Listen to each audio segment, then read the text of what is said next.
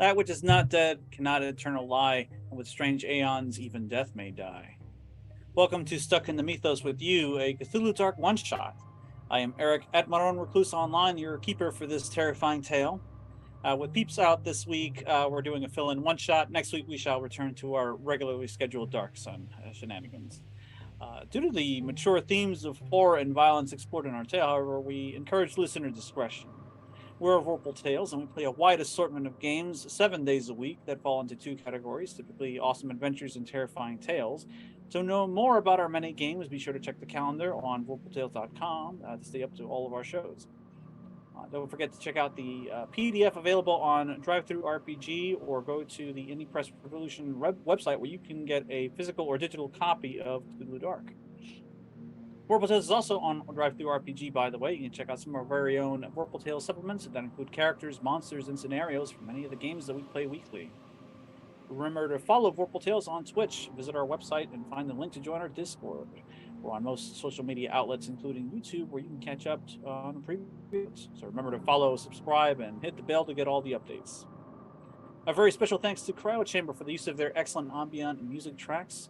For more, check out their extensive discography on cryochamber.bandcamp.com. Other music attributions and shoutouts will go to Dark Somnium Music, Epidemic Sound, The Stupperbound, and Repulsive Sound. Thank you to Graham Walmsley for making great games like Cthulhu Dark, and special thanks to Roll20 for providing an excellent virtual platform for us to run many of our games.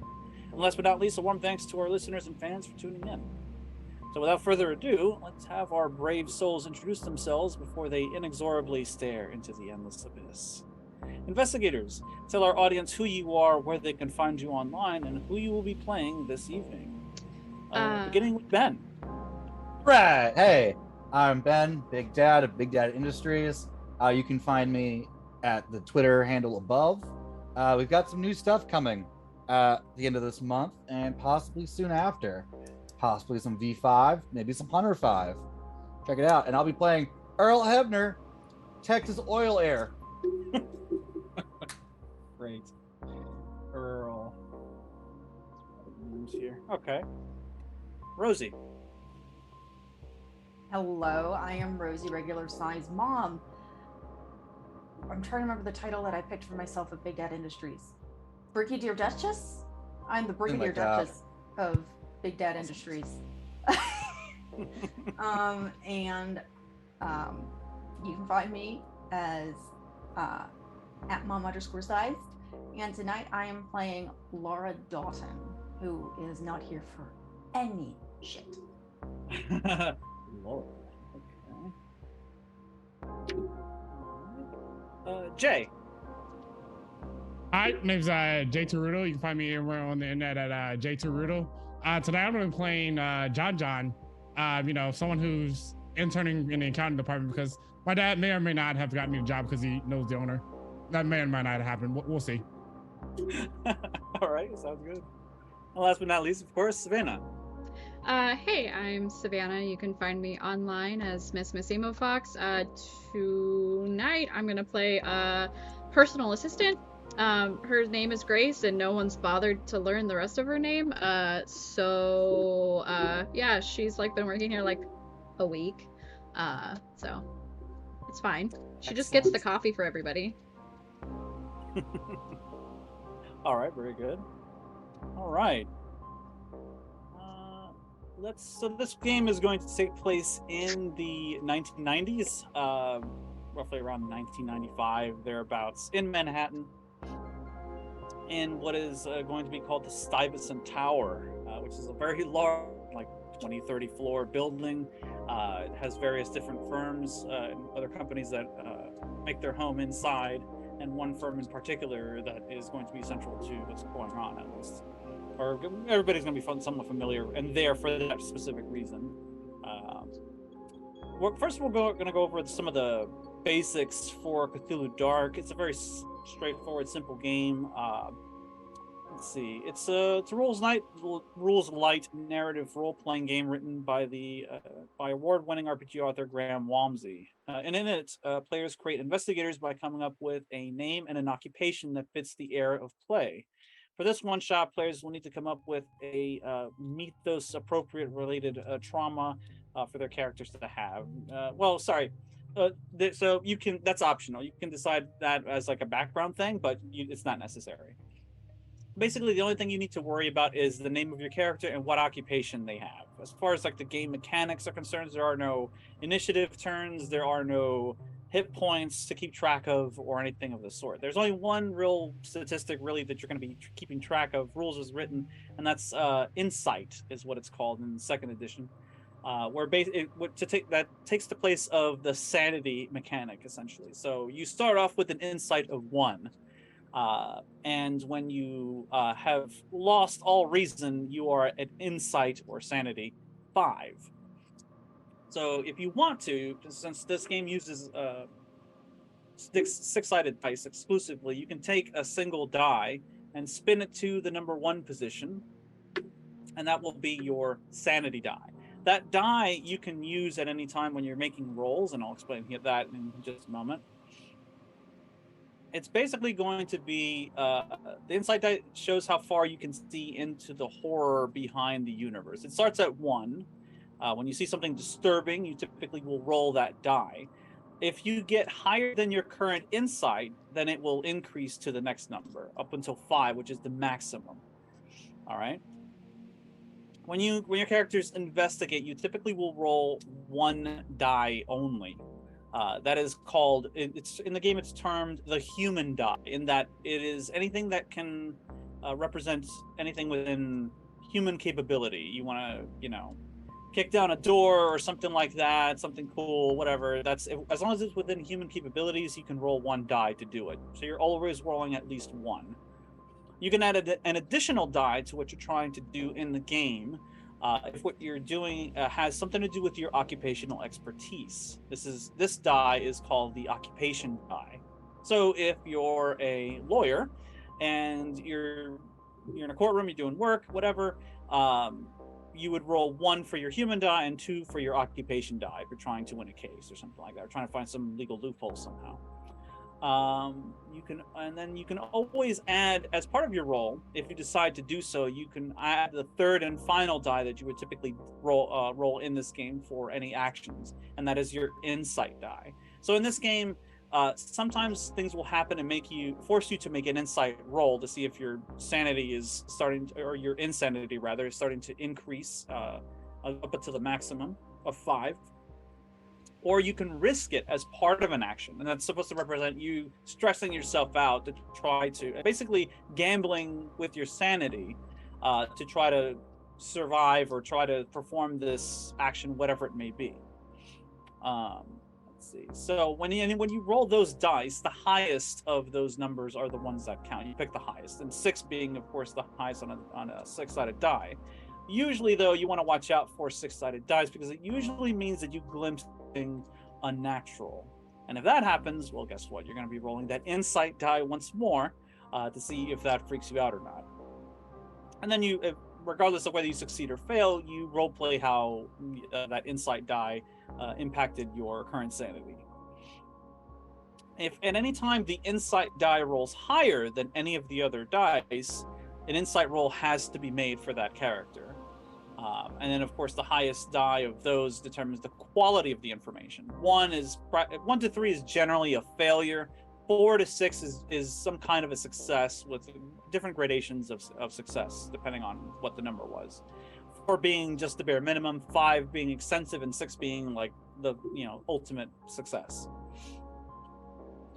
If someone thinks that, generally speaking, in the game, if someone thinks the story would be more interesting if you failed, and I am not contesting your roll, someone else can call for a failure die to be rolled. So let's say, I don't know, Jay here is running away from a pair of terrible monsters that are trying to eat him, and he decides to safely hide in a cubby hole as they go past, and he rolls very well, but you decide, no, you know what? It would be interesting if, like, the moment he jumped into the cubbyhole, there was already something there waiting to eat him. And you roll a die. If you decide to do that, you have to beat that roll in order for that to become the reality, essentially. Typically, this game is played without a GM for the most part, but we're going to be playing the keeper so that I can keep some of the shenanigans contained somewhat. If the failure roll, typically, like as I was saying, is if it rolls higher than the other die, you just fail, just as a squad. If not, you succeed as before with your highest die showing how well you succeeded. Investigations, it should be noted, cannot be contested by anyone, not even the keeper. So if you're rolling for clues, it's kind of like Trail of Cthulhu. You kind of pick up the clues. It just matters what the quality of those clues are by when you roll the dice. You can cooperate with one another, of course. When this happens, everyone who's cooperating rolls their dice, and you take the highest die rolled by anyone as the result. If you're competing, the same applies, essentially. On a tie, anyone who wants to re-roll may do so, providing they include their insight die in that roll. If that doesn't resolve the tie, then whoever has the highest insight wins. So the crazier you are, the more likely you are to succeed if you tie.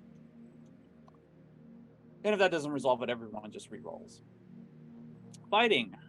If you try to defeat any supernatural creature by fighting it, chances are you're almost always going to die. So instead, roll to hide or escape. Sometimes if you fight something that is not supernatural, or if you fight a supernatural creature, but not to defeat it. So for example, if you want to fight your way past it or something like that, or to buy time for somebody else to escape, you can be clear about what you want from the start, and then roll from that fight, and then roll to see how well you do. There is an action that you can take as an investigator to suppress your knowledge. In other words, if your insight or your insanity is starting to get really high, you can suppress knowledge by destroying what you've discovered. If you discover any strange tomes or anything like that, weird carvings, you can destroy them and retreat the insight. Whenever you do that, you will decrease your insight by 1. And you can continue to do so as long as it drops to a minimum of 1. Right. When your insight reaches 6, however, you understand the full horror behind the universe and leave everyday life behind. To the outside world, you appear insane. This is a special moment where everyone focuses on your investigator's last moments of lucidity. You go however you want. You can fight or scream, run, collapse, or go eerily silent. Afterwards, either you make a new investigator and continue playing, or you can continue, but you typically have to retire your old investigator as soon as you can. I am adding one minor wrinkle into the rules, and that is something that the creator of the game, Graham Walmsley, introduced to online players some time ago, and that is the harm mechanic. Basically, the way that this goes is that you have a pool of 0 dice at the beginning of the game called harm. As things attempt to try to eat you and kill you and different things befall you, that harm pool will increase. And every time that it increases, you roll the dice that are in that harm pool. So let's say, for example, Ben's character here starts off at 0, and he gets into a scuffle with some cultists or something like that, and they try to stab him and shoot him and what have you. Every time that happens, he puts one of these 6-sided dice into his harm pool, and he rolls it. If he rolls a 6, he's unconscious. If he has enough dice in his harm pool, however, that he gets 2 6s, he is dead, period. That's the end of his character. So as you go along, the only other thing that you're going to be keeping track of, besides your insight die, which starts at 1, is how many harm dice you have in your harm pool. Obviously, this will get mitigated if you rest, or you apply first aid or what have you. That'll retreat or remove some of the dice that are in your harm pool as appropriate. Some things will just outright kill you, though. You jump out of a building, I'm not going to give you a harm die and tell you to roll. You're just going to be dead. So obviously there's that to take into account, but that's pretty much the extent of the rules. Like, that's the entirety of the game for the most part. Did anybody have any questions, or did we need to go over any specifics regarding the rules? Speak now or forever hold your dice. Okay. So I guess we'll start with each one of you individually, and we'll get you introduced into this little tale. Beginning with Ben. You said Earl is a oil tycoon heir? Earl Hebner Jr. My daddy was an oil man. His daddy was an oil man. I came here to talk about the trust fund, learn the family business. They handle our finances here. Also, give me one of them New York City hot dogs I've heard about. Earl boy. is a plump customer. Definitely not the horseback riding kind of cowboy. Those poor Excellent. horses. All right, excellent. Why are you at Stuyvesant Tower, and specifically, why are you having come to this law firm? I have a meeting with our family lawyers who are located here.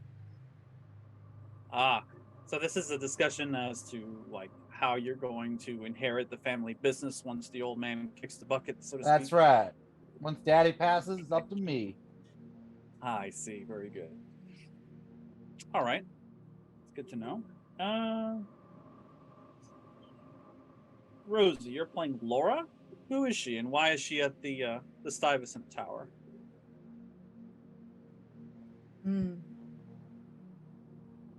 So I wrote down 3 different potential occupations. I'm going to list them for you. You can tell me which one you'd like me to start with, since I expect to need all 3 at some point. Compliance officer, logistics officer, headhunter. Logistics or headhunter?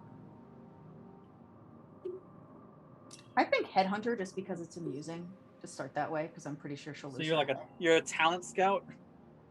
For the right price, yes. Okay. I'm known for poaching certain high quality assets. Oh, that's very interesting. How long have you been working for the firm? Oh, a while now. I didn't start here, of course, but it's been intriguing. I have secured several of their most successful lawyers. Okay. Earl here is obviously from out of town. Are you a native to New York and to Manhattan in particular, or did you move here? Oh, I'm Manhattan born and bred. Excellent. Very good. All right. We'll move on to John. Tell us about John, Jay, and why are they at the Stuyvesant Tower? Yeah, so I basically got a job here because my dad was wanting me to get a job after college. Whoopee. I was enjoying my life at home, and he made me get this job with this accountant that I didn't really want to work for, but I'm just here now. We basically go about throughout our days with, doing mundane tasks and, trying to skirt on the radar. And, it's free money, but, I just need to make sure that I work towards not being noticed that I'm not actually doing any work, and I'm kind of fluffing the books. Okay. Are you working as an apprentice, you said, to an accountant? Yes, that's correct. Yeah. Okay. My father knows the owner. The owner hooked me up with one of his accountants managers and decided to go ahead and give me a job. Okay, interesting. And are you native to the city, or did you move out here? My father moved me to the city when I was about 16, so I haven't been here for too long. How old would you say he is? In his 20s, 30s? Older than that? Younger than that? Yeah, I'm actually 22. Right. Last but not least, Savannah, tell us about Grace. She's a personal assistant? Yeah, so she's 20-ish around there. She's been working at the tower for a week. Okay. She's like a personal assistant for like one of like probably like the junior associates or like the junior associates. She's not high on the totem pole whatsoever. Okay. I see. So she's fresh meat. Yes. Okay, excellent. Okay, very good. Any specific company that she works for at the Stuyvesant Tower? I think she works at the law firm where okay. It's 2 for the law firm. Yeah. Okay. So she's there because she works there, unlike Earl. Gotcha. Personal assistant for a few weeks. Laura, how how long was Laura there for exactly at Stuyvesant for the firm? I doubt you'll get a firm answer from her in character. She was probably sort of working for them, sort of work like she did more contract work, you know. But she's been working on and off for them for the last 5 years, maybe. 5 years, okay. But it's not unusual for them to like see her in a hallway, send her go places. into another office. Okay, Yeah. Got it. What is the name of the law firm inside of this building? Ben? What do we want to name it? We have our realtor names now. Go for it. What about this? You come up with one name, and somebody else will come up with another name, and we'll put Morgan. it together. Or three names even. Oregon? Morgan. Oh, I thought you said Oregon. I did Morgan. too, and I was like, we Like can do Morgan, that. Morgan, and Morgan. Oh, perfect. Morgan, and what's the other name in the firm title? Jay, you throw in one. Oh boy.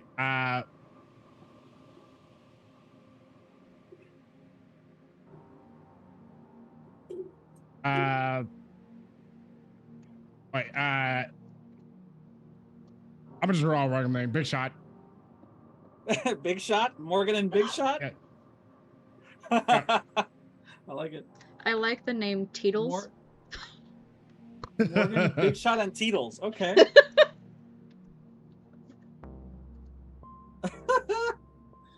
All right. I love this name already.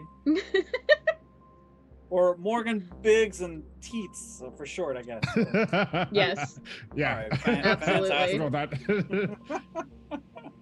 Okay. So it's January. We're in it's 1995, and you're in the building as you typically would for some of you anyway.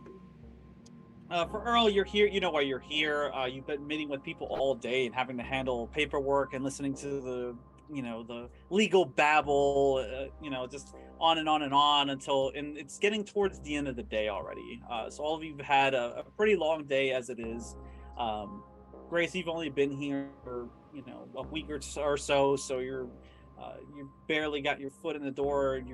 You're still trying to get a good idea of like what the layout of this building is like and what working here is like. And it's been an okay experience. The pay is great, but the people here are a little odd to say the least.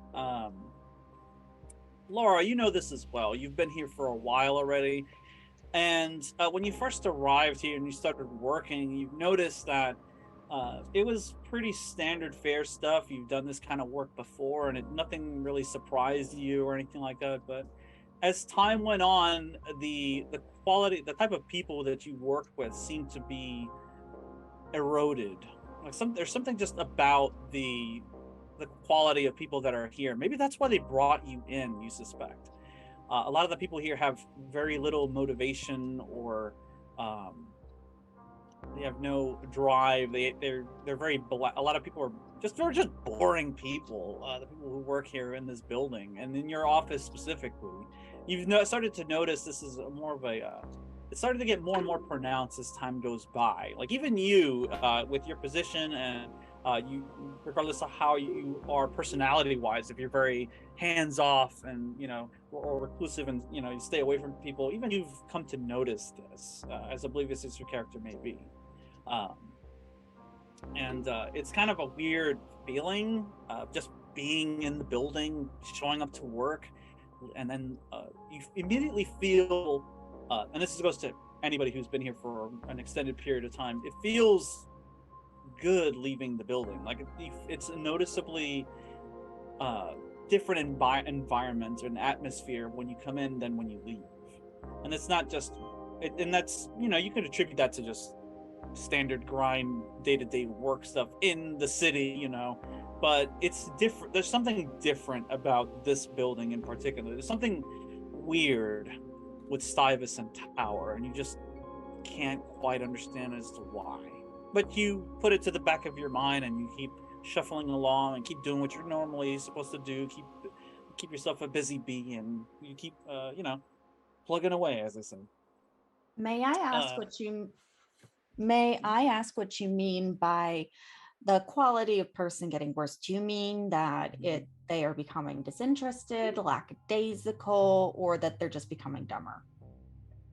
yes, but also there has been an inclusion of some of the more corporate people that have come in over the course of the last couple of years, and these people are a whole nother breed of weird. Like they just have no responses, and you've had you haven't had many encounters with them. Whenever corporate shows up, they just kind of go right by you. They don't even look at you. It's like you don't even exist, and they just sort of waft past you, and they go into the the larger offices down where nobody goes, that need they need the like security badges and stuff that not even you have access to, and they leave a weird stench in their wake. Some of them, like, as if you get anywhere, like some of them you can tell like they wear way too much perfume or cologne, but it's not enough to dent the smell of them. There's something about these corporate types that are just like and just kind of rub you the wrong way. So whenever people see them coming, they steer clear.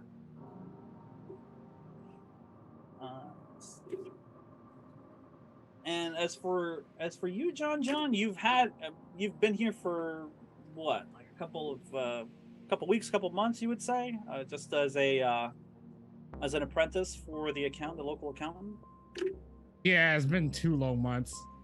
I'm ready to already So, get out of here. Yeah, and that time you did notice that some of the people here are a little off, but it's nothing unusual. It's New York, like you meet weirdos all the time on the sidewalk, so you're kind of used to it. You're like, whatever, this isn't not a big deal for you. It's just it's a little bit of an odd working environment. That much you can tell, but it's nothing to write home about, at least not yet anyway. It's one of those days though. It's one of those long working days, and people are glad that the weekend's here and they're ready to go home. Sun's going down, the golden lights coming in through the windows. Beautiful day outside. Sun is going down, and you're all getting ready to go home. Of course, this is a very large building, something like 30 floors. So you all kind of like congregate together. You start going into the local nearby elevator, and it's a fairly large elevator. This is a kind of large elevator that you would see in like a major hotel in downtown Manhattan, like the Hilton or whatever. So you can like fit like 6 people abreast in this thing, right? And comfortably so. Pretty fancy. So you get in, and like the doors close, and you have the music playing over the loudspeaker. There's a couple people in here with you already. You all kind of come inside. Some of you have seen each other in the hallways of Morgan, Big Shot, and Teetles. Otherwise, you've probably seen each other in like the lobby as you're going into work or leaving work. You've seen each other passing, from one day to the next. And you see, this guy with I'm assuming Earl has a big cowboy hat of some sort. Yes, and I don't know where mine is. Okay, that's fair. So you notice this very big, tall guy with a big belt buckle and like big belly, big belly, 10-gallon hat or something. Definitely corn-fed. Big dude. And he's probably just finished up a conversation with some of the people that he was meeting with about what they're going to be. All the paperwork is ready to go. All you have to do is go back home, file it with those offices, and you'll be good to go. So you're waiting to get out of here as soon as possible. The rest of you have had your interactions for the day. Race, you finished getting your last assignments from your direct manager. So far, you've only been a couple weeks, so they don't have like an official review for you or anything like that, but so far they seem to be favorable of you, and you've heard like, hey, you did good, and just not common, like they complimented you on the way out the door. Okay, see you tomorrow, etc., or see you next week or whatever. And the rest of you are just finishing up the last bits of your work, and you're finishing your conversations and just kind of like saying goodbye to your coworkers, boarding the elevator when the doors close. There's another woman in here with you all, somewhat of a short Latina woman who's maybe like in her 60s, and she's on what appears to be like the one of these. Oh, sorry, no cell phones back then. Not really. Uh, she seems to be like checking her makeup and like in a little compact. Along with her is what is not very obviously a lawyer. This guy is, dressed very sharply, hair parted down the side, immaculate, care of his face and his hands and stuff like that, well manicured. He's got a gold watch on his wrist. This guy's an accomplished lawyer of some sort, and he does have a cell phone. Like the bricks with with the antennas on it. He's got one of those, and he's talking to some of his yuppie friends, it sounds like, and he's getting ready for the weekend. So he's kind of in the back, just kind of talking like, yeah, I want to swing by the pool. I want to play 9 rounds. What do you say? Yeah, let's do it. And he kind of eyes some of you as you're coming into the elevator. He throws a knowing wink at like Grace or Laura, as he's like talking to his yuppie friends on the phone, and he kind of looks away, like pretending to be disinterested. The doors close and the elevators start moving down.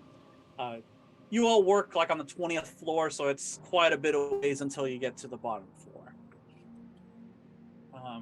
The scene is yours for now.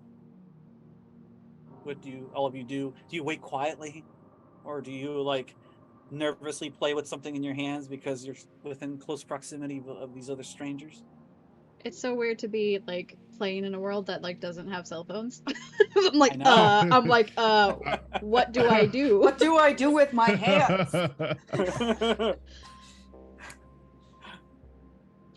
John is actually checking his beeper. He's waiting for any one of his friends to contact him in terms of what they're doing Friday night. Thank you. Yeah, you're checking your pager, like, oh, okay. Grace actually has 3 pagers aligned on her like Makes waistband. And like you can kind of see like she's painted some of them with like a nail polish, so that way she's like color coded them so she knows which one is for who. Excellent. How is Laura conducting herself inside the confines of the elevator?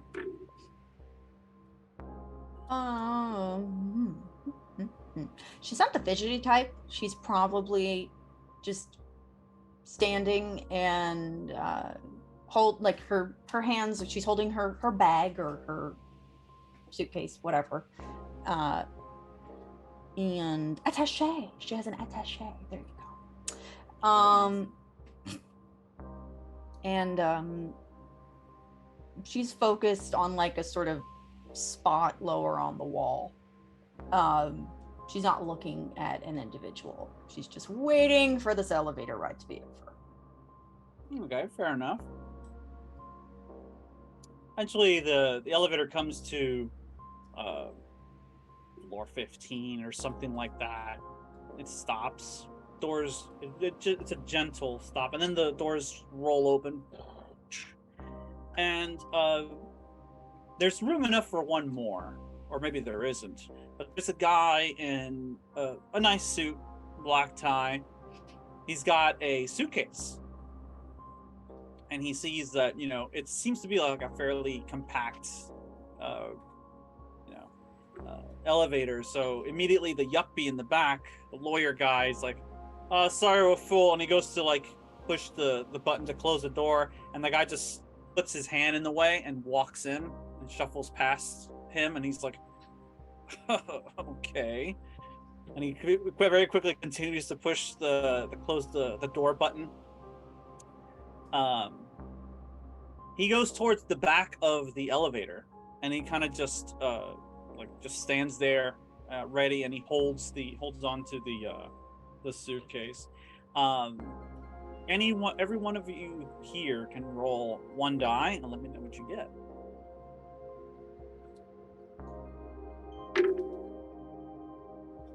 Let me know if you beat a 5. 6. 6. Beat or meet a 5? You need to beat the 5. Yeah. Okay. I So rolled it's a not 5. 5 and up. It's 6. You have to exceed it. It's Okay. 6 Yeah, only. exactly. all right. So Laura got it. No one else got it. Okay, interesting. I was close. So, yeah, you no, everybody sees this guy. You know, he's got close crop, black hair, sunshades on, very businesslike, and he just kind of, you know, shuffles past you, doesn't say a word, sticks to the back of the elevator. Okay, whatever. You've dealt with rude people in the past, but this guy's a little weird. He, like, as he brushes past you, you can tell he's sweating profusely. And when you kind of like look back like that, you see he's like reaching into his jacket pocket, and he seems to be checking something there, and he keeps looking around, and he looks at you. You away? She smiles, like she's not hiding the fact that she noticed he's doing something. She smiles, Mhm. but looks away. It's kind of like, oh, hi. Mm-hmm. He immediately like looks down, and he's got his sunglasses on, so it's kind of hard to see if he's actually eyeing anybody. But he's in the back of the elevator, so he could be looking at any one of you. And you see the yuppie guy just kind of like shoots him this look like fucking asshole, and then the doors finally close and it continues to go down. Any responses? Laura doesn't say anything, but she repositions herself slightly so that, like, I think before she would have been facing the door of the elevator. Now she's sort of more like her back is to the wall, so she can sort of keep an eye on the yuppie and the sweaty guy. Okay. You position yourself and just kind of like keep an eye on him. You see the old lady doesn't, you know, say or do anything. She just finishes checking her makeup, and then she puts on like a headset, like a little like Walkman or whatever, and starts singing like some song to herself. Let's see. I think Grace is already at the back of the elevator because she would have been like just subconsciously shoved to the back from all the other people like shuffling in. So it's you, the yuppie, and then the guy who just walked in with the suitcase. So he's kind of out of view from where you're at, so you don't notice what Laura just noticed. But especially since the yuppie guy's still on his fucking phone. Oh yeah. Oh yeah, I hit a hole in one last time. I mean, I'm surprised she still has service. That. Whatever. Apparently 90s phones are better than modern day phones because, you know, they have service in elevators. Not for long, they won't.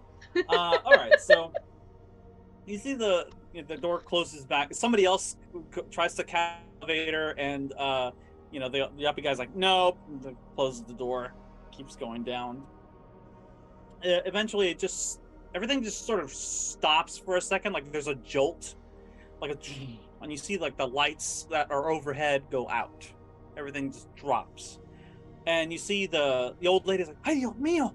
Like makes a sign of the cross, and it's like she takes off her headset. What's happening? And you see the yuppie guy's like, "Oh, come on!" You hear him like complain. It's pitch black in this elevator right now. There's no. And you know, this is a little odd. You know, this is an elevator in the big city. These things have backup generators. So, and you hear one of the people there, the yuppie guy's like, well, "Where's the generator? Come on!" He's like expecting this thing to just snap on immediately. But even that back then, you're expecting the gen to go back off and the emergency lights or whatever to come on for a second.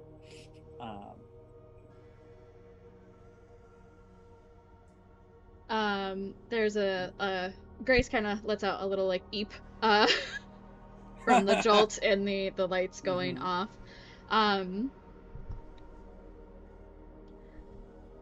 She's the type of person I would imagine that would have like actually read like the orientation packet and like the like emergency escape things and stuff like that.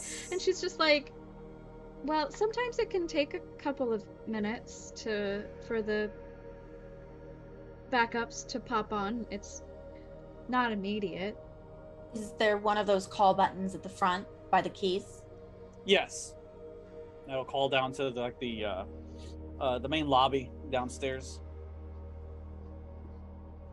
If Laura's at the front, she'll hit that. If not, then she'll say, whoever's closest, can you just hit that? You got it, ma'am. Boop. Nothing. Oh shit! You hear the yuppie guy say, "You gotta be shitting! No, this can't be happening." And then like there's like there's like lights come back on in the elevator, and it seems to start moving again. Like, and then there's like a before it was just like, oh, the power went out and the thing just suddenly came to a halt or something. And now you hear like a screeching, grinding, almost like metal bending sound as you hear it's just like a and everybody, and you see the old lady's like, ¿qué es eso? Oh no, are we stuck here? New York better not City. be. I have to get home and watch a show. I think it's called Xena, something like that. Xena. That'll last a couple seasons. I'm pretty sure it'll only last one season. You get a point for that, Jay. I don't know how the points work, but you get a point. Yes. Oh, the rest of them reacting. You see the guy in the back who's got the suitcase in his hands is more nervous than he looked before. Like you see, he's kind of like looking up and around, like going to the call box in the front and trying it again, but because it wasn't working before, now he's trying it again. There's no response.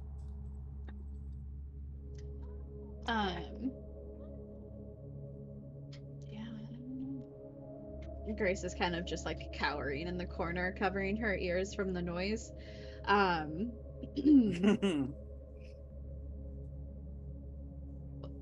You hear sounds just outside of the walls of the elevator. It's kind of like that ambient sound that metal makes when it's cold and then it gets hot, it gets cool again. It's like the metal just kind of popping a little bit. It's like a See? It keeps It's probably echoing. them working to get us out of here right now. You know, they'll get us out of here what you call a New York minute, right? Oh shit! You see the lawyer is just like he's trying like 911, trying to dial the operator, and it's like out of range. You know, like it's not working. Shit. Hello! You see, he's like he yells, and then like he's like, oh no. Oh no. Is this the guy, the sweaty guy, or the yuppie? No. This is the lawyer. The sweaty guy is in the corner, and he seems very sort of apprehensive. Like he's hit the call button when nothing happened. He kind of like he starts looking at the rest of you, and he looks at the door. He looks at the ceiling. Looks back at the rest of you. He seems to be sizing you up as he's just kind of like checking you out. What floor were we on when like it stopped and then like started it again? Oh, you know, it was around 12 or 13, something like that. So we still have a long way to go. Is there a 13th floor in this building? Mm-hmm. Well, traditionally, there are not. They typically skip that floor when they create buildings, even in big cities like this. This is an old building after all. You know how they are. Skip that 13th floor. Superstitions being what they are. New Yorkers. I used to manage an apartment complex that was built in the 70s, and they skipped apartment 13. Mm-hmm. You see the old lady's like, oh no, I gotta get home for my cats. What am I gonna do? Oh, meal. Laura, go on. Sorry, go ahead. No, Laura reaches into her bag and pulls out a small flask and says, everyone just relax. They're going to do their jobs. We just have to wait. And she holds out the flask and says, if anyone needs a little something to help them relax. Bourbon? Sure, I'm now from suburban. That gonna go ahead and reach his hand out for the flask. Take a swig. All right. What are you drinking? Bourbon. Oh, sorry, she said bourbon. That's right. Yeah.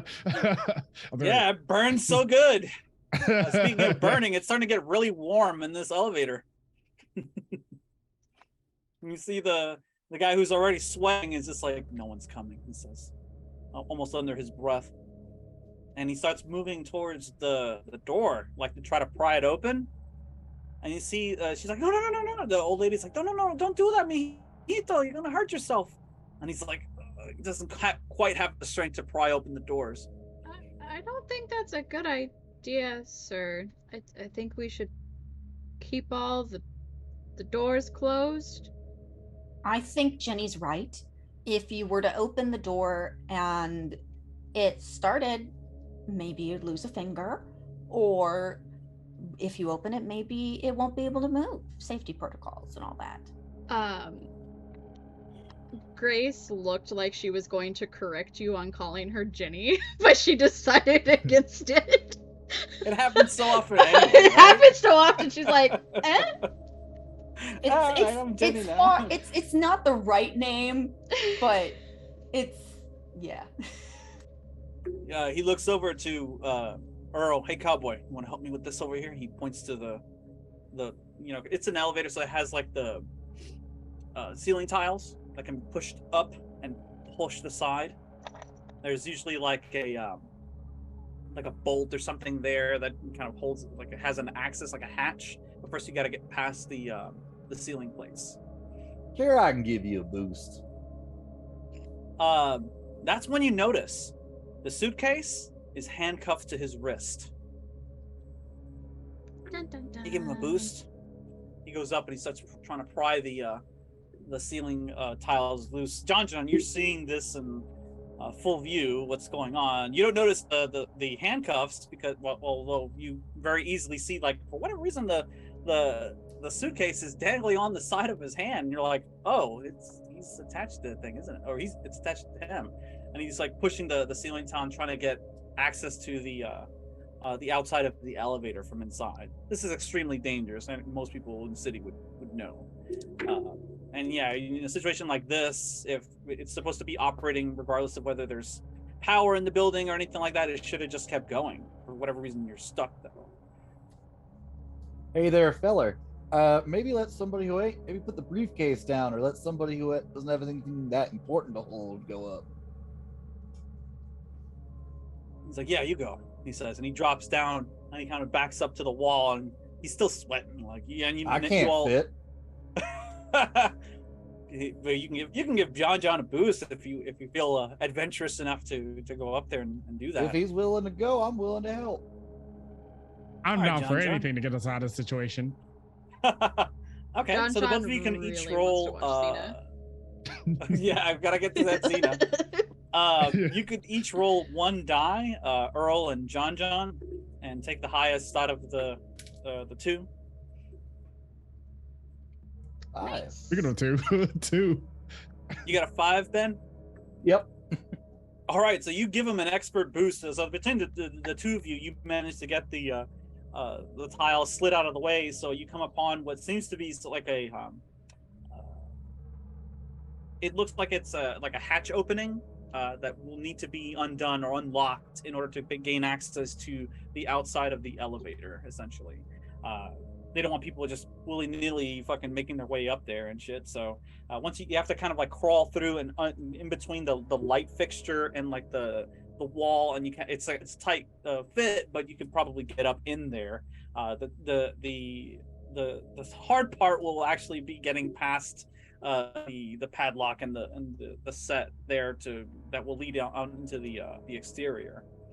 So that's as far as you get so far, but you managed to remove the ceiling tiles without any problem or anything like that, and that's what you're looking at currently. And he's like, okay, and does it require any tools to unlock the hatch, or? Probably. You either need a key for the build, like a maintenance key or something like that, to unlock it, or a sledgehammer or something like that, and enough room to be able to swing it to potentially to damage it enough to get it open. What do you all do? I'm just gonna go, crap. Are Why do any they of have you doors locked are around any of here? are any of you claustrophobic at all? I think Grace is learning that she is. Yeah. Just the proximity, like it's starting to get really warm in here, and you're just like, with all these people and all this noise, like you're just like, oh shit. Are you staying as far away from what's going on as possible? Yes, indeedy. So the guy in the suit didn't manage to pry the doors all the way open, but he did manage to get it just a squeak, just a tad bit open. You're close enough. Go ahead and roll a die and let me know what the number is. I don't like this. 6. A 6. Oh, you 6. glimpsed something, haven't you? Roll your insight die, please, and let me know if you roll anything but a 1.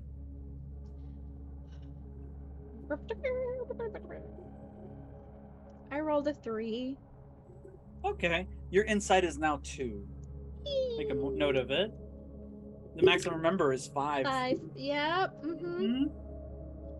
So you hear what is unmistakably something scratching and grating down the length of the elevator shaft, and somewhere down there, or maybe it's up there, you hear what is unmistakably a blood-curdling scream echoing down. The rest of these people don't hear it, but you do. How do you react now that you've effectively failed your sanity roll? There's like a lot of like she like squeezes her hands like real hard, and she's like almost kind of just starts like shaking, and she looks over and like meets eyes with Laura, and she's just like, didn't you hear that? No? Are you all right, Jenny? No, my name is Grace. Oh, I'm sorry. There's something out there. Well, I hope so. If there wasn't, we wouldn't be in a building. So there's the elevator. That's not and then there's the what walls. I meant. Just relax. And she's now at this point trying to figure out which situation to try to manage. If she should try to keep an eye on Grace or on Sweaty Dude. Sweaty Dude, yeah. Sweaty Dude's been holding her attention for longer than Grace, so she hopes Grace can hold it together long enough that Laura can deal with her after a conversation with Sweaty Dude. Okay.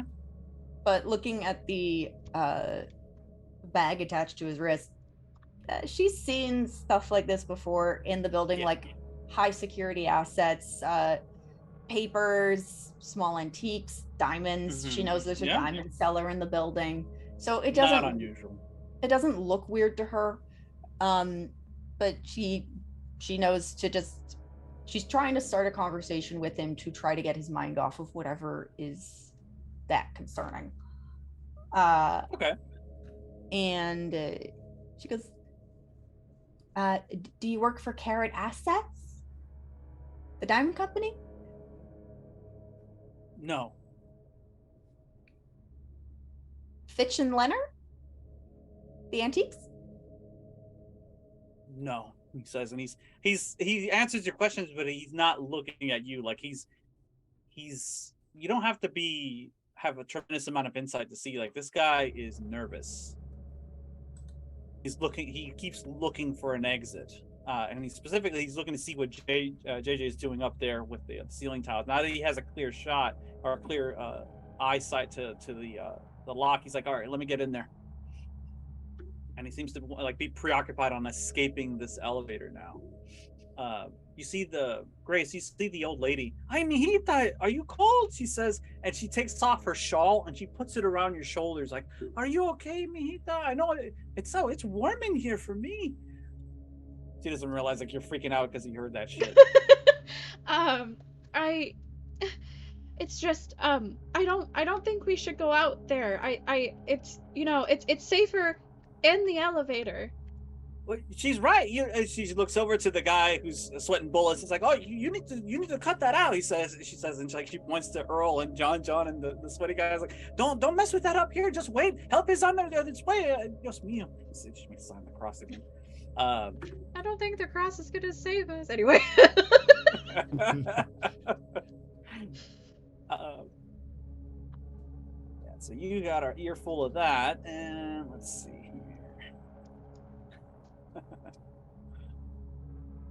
Right about then, you see the guy. He's just like, all right, I need you all. He's like, I need you all to look away. I'm gonna try to deal with the bolt hole on the top of the elevator.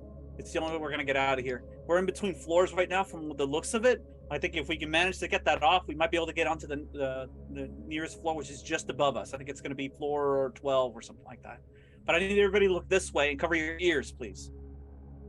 What do you? Can I ask why? What do you have? He pulls out a large gun out of his pocket. I need you to all look away and cover your ears, please. Oh, nobody wants to cause any problems there, feller. I'm just gonna turn around and. This guy looks like he might actually shoot you if you get in his way. How do you all react? And is anybody gonna try to like not do what he says? Is his finger on the trigger? Oh. Yes. Okay, so he's not practicing trigger discipline. Okay, we're in trouble. Yeah, she covers her ears and like kind of just like shoves herself in the corner, but the furthest away from the door, because she doesn't want anything to do with that cracked door anymore. The old lady yelps as soon as she sees the guy. I don't know. Like she covers you up and it's like, put that away, man. Put that away, young man. Young man, put that away. And he just doesn't pay any attention. It's like, look away, cover your ears, please. And he starts aiming. He starts taking aim at the bolt hole at the top of the elevator. Is anyone doing anything or wanting to do anything like while he's doing this? Sorry, go ahead, Rudo. John John's gonna go ahead and go into the corner and he's gonna comply. Basically, turn around and wait for him to be over. Oh, okay. Just complying, like, okay, please don't shoot me. Yeah, and Grace is going to turn away, cover her ears, but she's also going to. She decides to sort of crouch down so that if the bullet ricochets, she's smaller and it might not hit her. She doesn't tell anyone that's why she's doing that, but whatever. Yeah, Grace is definitely crouched in the corner because she's just like, oh god, something's going to happen, or like something from outside is going to like eat me. So. Not yet. Earl. Well, don't say it like that. Earl's gonna cover his ears. You're just like, nope, I'm out. He's gonna cover his ears, not turn around, but like stand in front of the others. Okay. So yeah, you're standing in front of the others. You're watching this guy go to work, and he takes a single shot at the bolt hole at the top, like boom, and it's a deafening blast. You go for the tackle. Fantastic. I need you to roll one die, and if you want to risk your sanity, go ahead and include your insight die. Sure. And you're going to be competing against my roll. 1 second.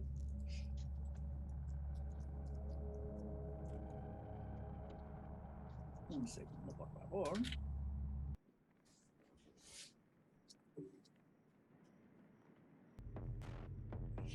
All right.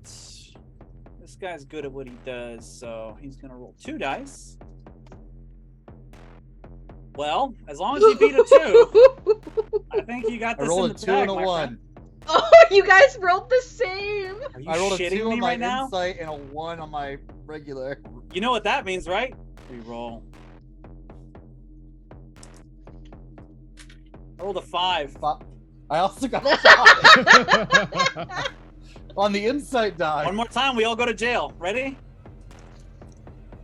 Oh, by the way, did you include your insight die? That was the insight die. The insight die rolled higher than the other one? Yes, both times. Roll your insight die. Just the insight die? Yeah, unless you roll a 1, your insight increases to 2. Okay. I rolled a 3. Insight is now 2 for you, Earl. Ooh, join the club. And It's a great club. It's wonderful. now you can re-roll again. Just keep an eye on that. If your insight die rolls higher than the other ones, then it rolls again. So it should be a different color if it meets. I got a 6. You got a 6, so you beat him. All right, so you get to describe what happens because you essentially tackle this guy, and I'm gonna roll a die for harm now that he's acquired one. He rolls a 1, so he's not out or anything like that if that was the intent, but what happens when you tackle him? Earl's played his share of college ball. Mm-hmm. He just sends him to the ground trying to get that gun out of his hands and safely on the ground. Now he starts yelling. His sunglasses fly off his face and you just kind of tackle him into, and he's a pretty hefty guy. He can handle himself pretty well. Whoever this guy is, he's trained, and you're both wrestling for the gun in the corner, and he's like, "You're gonna kill us all. You don't understand." You're the one firing a cotton-picking gun in this death box. The rest of you hear the gunshot, feel the reverberation, and then you hear like the scuffle going on. You look over your shoulder and you see these two going at it. Do you do anything in response to that?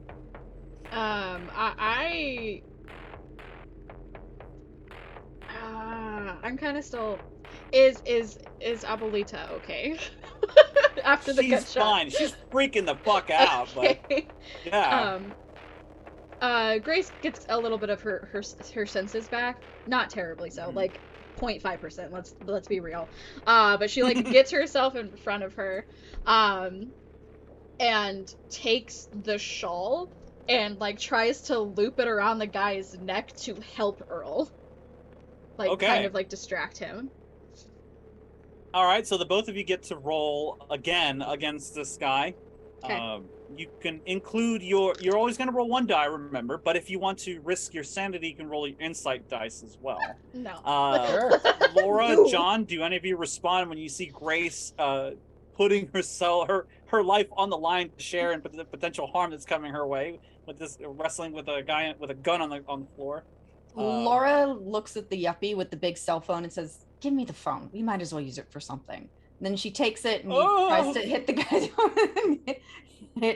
Clobber him over the head with the brick. Yes. Okay, go ahead and roll a die as well, John. John's a trust fund baby who hasn't had to work a day in his life, so he's cowered in the corner, not exactly know what to do. So you, the yuppie, and the old lady are like, "Nope, we're out," and the rest of these guys are like, dog piling it on.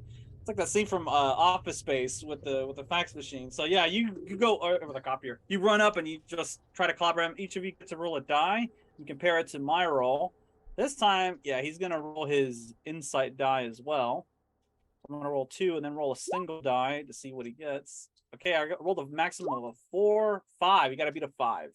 I rolled a 6. And now he has to roll a 6. Okay. His insanity's not gonna go up for him, but he is losing his shit right now. Okay. Let's see. So you clobber this guy in the head. That's 2 harm. Oh my goodness. Yeah, watch the freaked out office workers kill the only lead we have. What's the New Yorker doing with a gun anyway? You've seen the rats on the subway? No, I took. Oh wow! They sent a car. So between the 3 of you, you've dealt about 3 harm to him. He's had 4 total. So you, Earl, you're wrestling with this guy, and the gun tries to go off again. Like it goes off again, and it just kind of shoots and blows out the rest of the other ceiling tiles, and you have like fiberglass shit falling all over you. One of the lights gets shot out, and just like broken glass all over the place, and it's like there's like a. It's okay. Up there. The asbestos will keep us safe. Yeah, absolutely. But in that scuffle, you see Grace come with the shawl and wraps it around his hand and pulls the gun away as he was trying to like aim it right at you. And then here comes Laura with the brick. Boom! Right across the face. The fucking phone shatters in her hand. But this guy is knocked the fuck out. Okay? He is laid out on the floor. And that's when the PA system overhead crackles on. You hear like a staticky sound. What are you doing? How are you reacting? hearing the crackling, like Grace thinks, oh, things are working now, and she like wants to like spam the call button to see if she can get a response. Nothing from the office, no. Damn. That's what Grace does. And so you're like pushing it, furiously, and there's no response. You got this guy laid out on the floor, and he's unconscious, at least for now. That's what happens when you roll a 6 on your harm pool. How do you proceed from here? Earl would like the hatch, to take by the way, revolver. is open now. When you look, the hatch is like blown open. What were you saying, Ben? He'd like to take the revolver and dump all the bullets out of the cylinder. It's not a revolver. It's it's a Desert Eagle. What the fuck? Okay, then we are all That's deaf. Very different. We are all deaf. We're all very deaf. We're shouting at each other. He's gonna take the magazine out and What? pull it back. He knows how to work one of these things, but theoretically.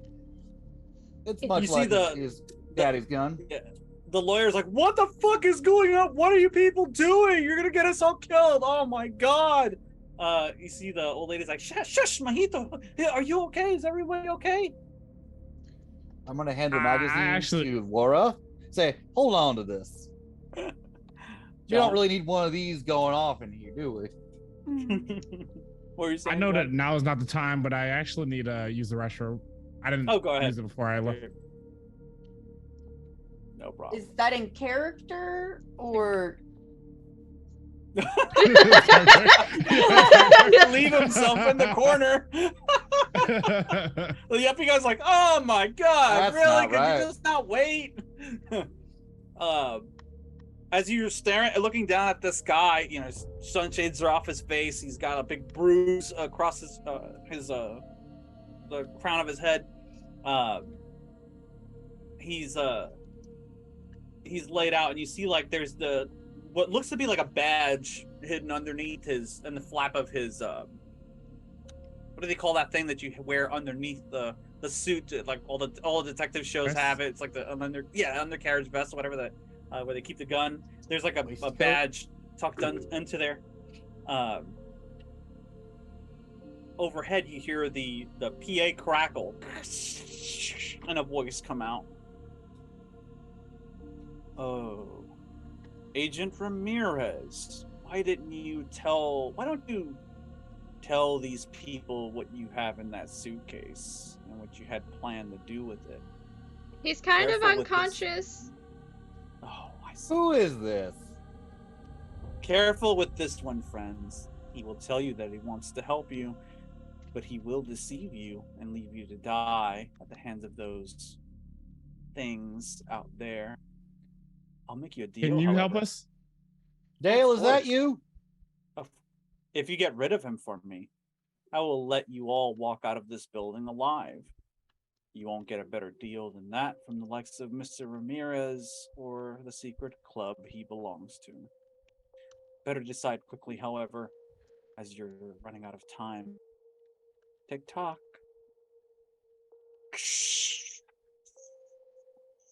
And then the PA goes dead again. I don't think that guy was with maintenance.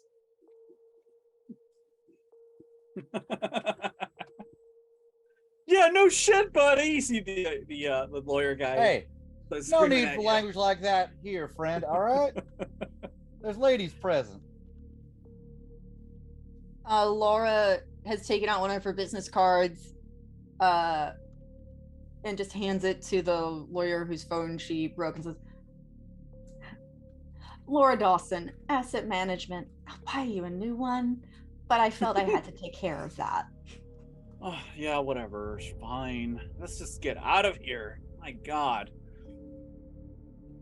Are we not going to talk about us needing to kill him in order to get out of this situation?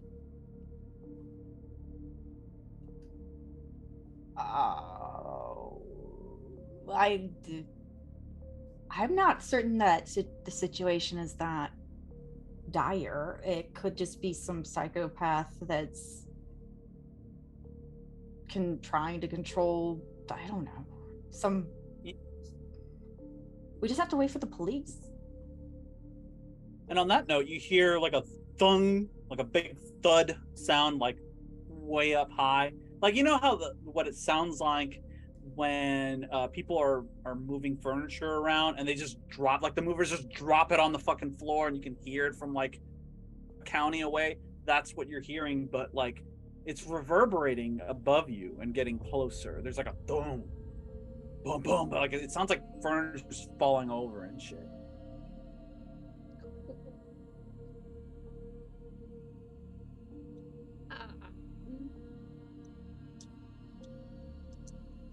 What do you all think that noise is? It doesn't sound quite like something is happening normal. The lawyer guy's like, it's probably just maintenance. Someone probably hired maintenance to move some stuff over the weekend. I don't know. See? He says. But, so is help not coming? You see the old lady's like, who was that man on the PA? Is someone going to help us? And it's like she just keeps pressing the button, like it's not working, of course, but she keeps like, and there's like the fire button, like ring, ring, you know, like. How do you react? Maybe someone should go up top. Maybe to get a better look at it. Oh, you can go ahead and do that. I can't fit. We discussed this already. Yeah, but you here can lift me. To John, like you and the Stetson man here can go up there and go check out whatever it is that you want to check out. I'm gonna stay right here. I am not getting shot, and I am not falling off of this elevator. How could you fall off the elevator if you're on the elevator? Also, I am in the elevator. You're proposing to go outside of the elevator. I am not doing that, he says. Unless you were very skinny, it would be highly improbable for you to fall off of the elevator and the shaft because they have very narrow. And then she like realizes. Just goes like la la la la la la la. I am not listening to you right now. He's a total prick. He probably won't fit with his big mouth anyway. Well, Mr. Prince Charming, then I think you're in charge of the man that tried to kill us, or shoot anyway. Oh no. If he wakes up and he finds me anywhere near him, he's probably gonna try to strangle me. I want nothing to do with that man. Then you can Well, have then the you're elevator useless. with him. Get out. Fine, I'll watch him from here, I suppose. Go have your elevator adventure, whatever. He's like wiping sweat from his forehead because now it's like really hot in this elevator. Mr. Hepner, you can lift me up. I would like to leave this elevator shaft now. If that's what you want, I'll help. Okay. I'll go to give you a boost. A little boost. Excellent. So the first one up into the outside area of the elevator is now you, Grace. This is fine. Hold on, I need to roll to see how many rounds this guy is going to be out for. Okay. A few. All right, so he's still like unconscious. He's stirring a little bit, but he's not awake yet. So you get out and over, and it's dark up here. Obviously, you have no lights, and guess what? You have no cell phones either, so you can't just like use your phone as a light source. Nope. How would you like to how would you like to operate now that you can't really see well up here? So she wants to kind of take a peek in the elevator and orientate herself to what would be like the front. Okay. And then she wants to kind of just feel the wall to see if she can feel like any handholds or like an interior ladder of the shaft, anything that could get her up to the next floor. Okay, yeah. What he was saying is somewhat true. You see, you're sort of in between floors. You can actually see the doors that you can potentially pull open and get into the nearby floor vantage point. That much you can tell just by feeling around and you feel the groove of the door there. Mm-hmm. But you're operating in the dark up here. It's a lightless shaft, and you can hear it's kind of an eerie feeling of being up on top of the elevator and having those wires, those long metal wires that run all the way up and down the shaft of the building, just kind of like dangling there and like making that weird sound that metal wires make inside of like the metal like the twang. Yeah. Yeah. You don't hear the elevators either. Like normally there's like a silent, like sort of like, like you hear them moving. There's nothing, but you do hear those sounds that you were hearing before, the loud thuds and like the skittering along the edges of the elevator shaft. You hear more of that, and you hear more. It's definitely muffled screaming, like not just one person, but like a crowd of people. It sounds like screaming. Does it sound like it's like? You might have already answered this, and I apologize. Is it like a couple of floors above us? Is it like the floor that we're trying to get into? Okay, so it's not the floor that you're going into, but it sounds like it's the floors above that. Yeah, like it's definitely echoing down. Not that you have a better vantage where like, oh, that's coming from up there. Yeah. So I think, because you can't really open elevator doors, like they are meant to stay shut. So she kind of wants to feel around for like some sort of lever or mechanism that will like release the pressure on the doors so they can actually be like opened and not by He-Man. That's gonna be difficult, because especially if you can't see what you're doing. So I'll call that a roll. Okay. If you have a boost, you may want to use it. No, it's Birthday Girl. Birthday Girl's gotten all the boosts. I was going to mention something. I'm trying to think of the different things that Laura might have on her keychain, especially if she's walking anywhere by herself at night. Okay. Or that she might have in her bag. Practically, probably a flashlight, probably a small corkscrew or a Swiss Army knife, maybe some mace. Makes sense. I mean, those are things that I've carried. What? That's fine. Yeah. It wouldn't occur to her how dark it is out there, but she does have a flashlight, so it's useless right now. Okay. Yeah. So yeah, do you want to pass that up to Grace so that she can use it? I don't think it would occur to Laura that it's dark out there. Okay. But what she's more interested in doing is checking what's inside the bag that's attached to this guy's wrist, especially because creepy elevator voice mentioned it. You want to get at you want to get at the suitcase. I want to get at the MacGuffin, but deal with whatever Grace is doing first. Sure. Right. Grace, I need you to make a roll. 1 die. Yes, sir. And 2 if you want to risk your insight.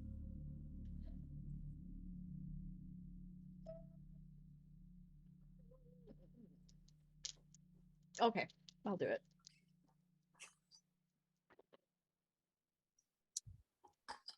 Didn't help. My highest roll is 2. But I did but my insight die is the one that rolled the 2 versus the 1, which means I need to roll my insight die by itself, right? Yes, you do. Correct. I'm smart. I listen. I rolled a 5. Fuck. Okay, so your insight now increases to 3. Here's what you're going to take a harm. Okay. So take a die and roll it, and let me know if you get a 6. Oh, this is cool. Oh. Okay. Which one of my die rolls really shitty? Okay, this one. Fuck a duck! Was it one of mine? No. Are you on top of the elevator? I am unconscious on top of the elevator. I rolled cool. So here's what happens. Here's what happens. Scream and then thud. So here's what happens. You're feeling around up there on top of the elevator, and you're like, "Fuck, I can't see shit." And like you feel the groove of the door. You're like, "Okay, the mechanism's gotta be around here somewhere." And like you're reaching around, and you touch something that isn't metal, and you're like, "Oh, what is?" And then it growls at you and goes. And when before you can react, you see these little pink prick of eyes appear. Just look back at you, and something hits you, and you fall back, hit, the edge of the little aperture, the opening that led in, and you just slid on down, hit your head right on the floor, and now you are unconscious and bleeding out at the base of the elevator. And when you all look to see as Gray just falls out and breaks some of the ceiling tiles in the process, she has a scratch across her face, and it looks like whatever did it is some sort of an animal or a creature. And that's where we're gonna go break. We'll be right back in 10 minutes. The time is now 10:28 p.m. Eastern Time. We'll return in 10 minutes, everybody. Stay tuned.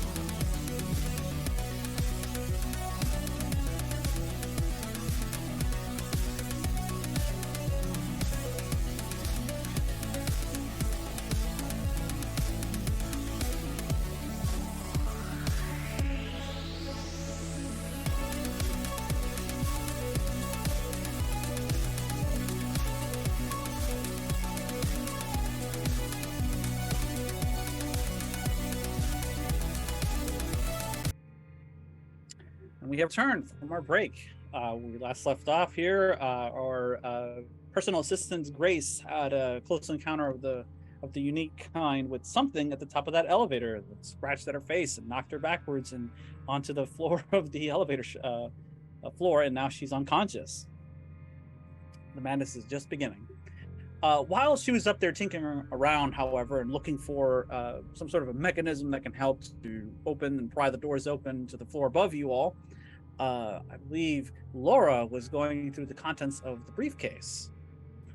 Easy enough to get into the briefcase, that's not the problem. When you open up the briefcase, however, there's something that you don't quite understand what you're looking at when your eyes settle upon it. It is a metal box. There are what appears to be screws on either end of it, and you're not sure, but there might be wires in between the seam from the top of this box and the bottom of this box. It's sort of like eking out at the edges. It smells weird. Like burning cardboard or something like that. Okay, I just checked. Hellraiser came out in 1987. Check. It's not that kind of box. It's like a long, flat metal, has a sheen to it, you know.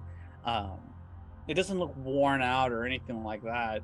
But there are like, you know, it's shut. It's shuttered. It looks like there's no known openings. There's like a seam around the side of it that goes all the way around, and that there it seems to be have like screwed shut. And like I said, there seems to be like as you kind of examine it closely, you see that there are like little green wires and stuff like that, and of the types, sort of like pushing up against the edges of the structure. She reaches in and takes it out. Okay. There's definitely something inside. You think maybe it's liquid, because when you move it around, like it sloshes. It's rather big thing. You don't know what to make of it. I don't know. She tucks it into her own bag and puts the smashed pieces of the cell phone into the guy's suitcase. Okay. As you're doing that, Earl, you were handling the guy's Desert Eagle, and you were like taking out the magazine Eagle, yes. and yeah, you were taking out the magazine and everything like that. Did you? Yeah. So you were essentially like disarming it, right? Like you did the slide. You worked the slide at the top to eject. Yeah. I don't have a loaded gun, but nobody does, as far as I know. There's maybe 4 bullets in the clip and 1 in the hole. So when you work the slide, it pops out and you grab it. Roll a die. Let me know what the quality of the number is. 1. Notice shit. Okay, everything's fine. So yeah, you grab the bullet and you're like, oh yeah, that's pretty cool. I'll give it to the old lady. Here, Hey! hide it. She's like, no, I don't want to touch that thing. That's all you should have. Oh, I see. That's around the time that you hear like a and like you see Grace fall down, hit the floor. The lady who is by now already introduced herself as Marilena or Mary screams the moment she falls down and hits the floor and goes unconscious. Let's call the guy. Earl hurry over and start fanning her with his hat when he sees that she's unconscious. Yeah, so that happens. John, do you react in any way when you see Grace fall down and like go completely unconscious? You see Earl trying to help her up, and Laura's trying to fan her for air, I would imagine. Yeah, John's gonna go, oh my God. Guys, don't worry. My father's a doctor.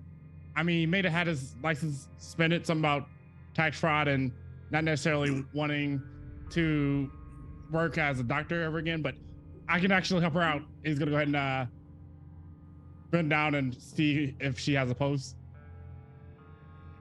She has what might be a concussion because she felt pretty hard on her head, from the top of the elevator. She's pretty hurt.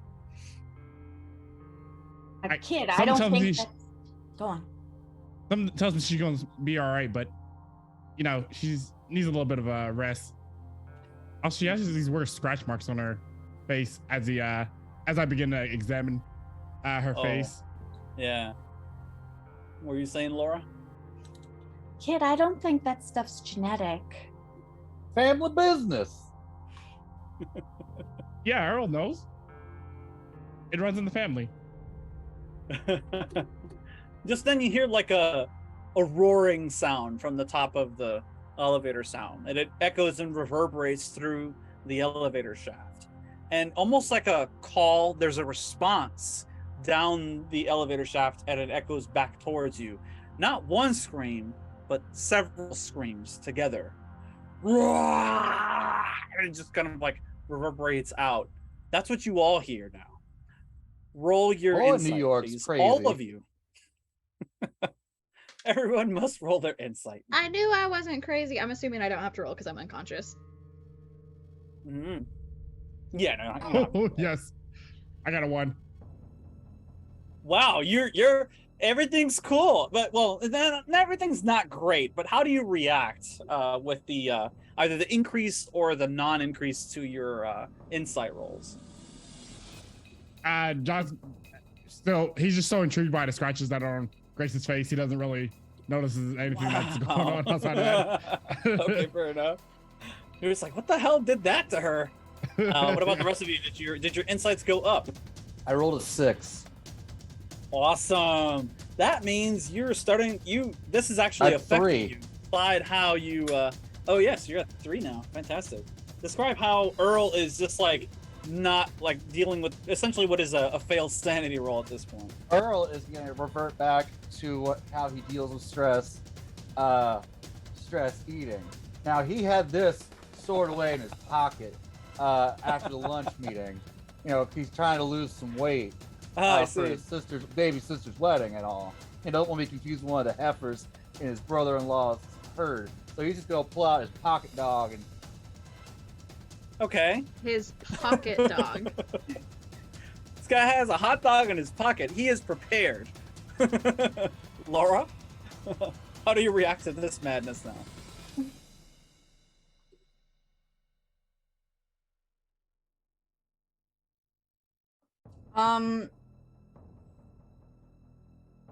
She looks a little shocked. It's probably the most emotion you've seen thus far. She says, "Oh damn. I thought she was just losing it." Did you roll a 1 on your insight roll? I rolled a 2. Roll a 2. Okay, so it goes up by 1 at least. Let's see. So you're at 2. All right. So that's how she's reacting. You see the woman screams, and the yuppie guy's like, "Oh my god, we're gonna die! Oh my god, we're gonna die! Oh my god, we're gonna die!" And like you hear like something crawling on top of the elevator now, and it's still dark up there, so you can't see much about what's going on. But you see these tiny little beady eyes that like an animal's eyes that reflect the light that when it hits it, they're just looking in on you all from the top of the elevator, just looking at you, making what seems to be a very low growling sound. How do you all react? I thought Gotcha, y'all bro. had feral hogs in New York. Earl, I think it wants some of your pocket dog. Oh, it's mine. I came to New York to get a New York hot dog, and I'm going to get my New York hot dog. Oh my. Start making those That's right. Foreshadowed. start making those extra characters now, everybody. All right, so when all of you hear like this growling sound, you don't know what to make of this, and you're just kind of like stunned, seeing what's going on. Grace, you're gonna be out for not too long here. Okay. 2 more actions, you're gonna be able to wake back up. You see the lights start flickering on and off like before, like, and just then the thing drops down into the elevator with you. The closest ones to sweaty guy on the floor, I think, are Laura and Earl. because Laura was going through the suitcase, so the briefcase, and Earl was going through the weapon. So it's gonna target one of you next. Both of you go ahead and what's that? I was fanning Grace with my hat. I see. Yeah. So you were in the center of the elevator. Okay. Yeah, him, So- John, and Abuelita are with Grace in the center. I see. So this would be Laura. That would be the closest. Whatever this thing is, Laura, it's pretty long. It's lanky, but it has like sinewy to it, to its musculature. It drops down, has a long snout, and it just kind of growls and looks at you, and just sort of it looks at all of you collected here. It just sort of licks its lips. It sees easy prey on the floor in the form of Sweaty Guy, and it goes right for him. Do you stop him? Do you stop this thing, whatever it is, at all, or no?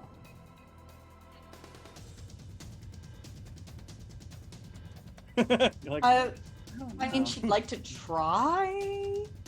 Mostly, probably out of basic human instinct. Rosie likes to think that humans are probably okay. all right.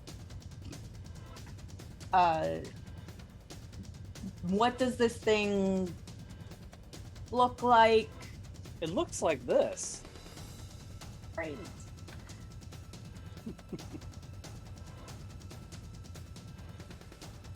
You're not going to win a fight against it, but if you wanted to try to like kick it away from who it's trying to have for lunch, then yeah, you might be able to succeed.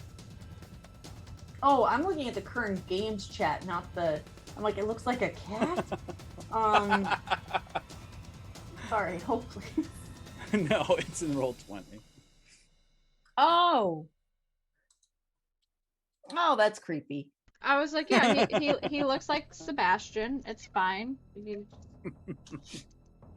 Long claws and fangs and stuff. It's the terrible stench the moment it drops down, like it's rotting flesh or something, or maybe it's rotting something it's got in its mouth that's long decayed or still decaying in between its teeth. For those of you at home that can't see this, it's basically a picture of a creature from The Descent. What it looks like, yeah. Or at least as much of that as you see. So she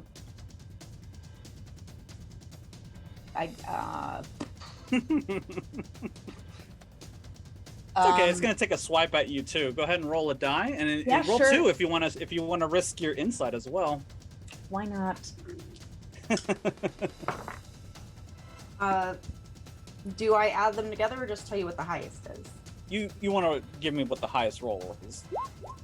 Oh Jesus! 4? A 4? Let's see. Yeah. Well, that beats a 3 and a 1, so you're in luck.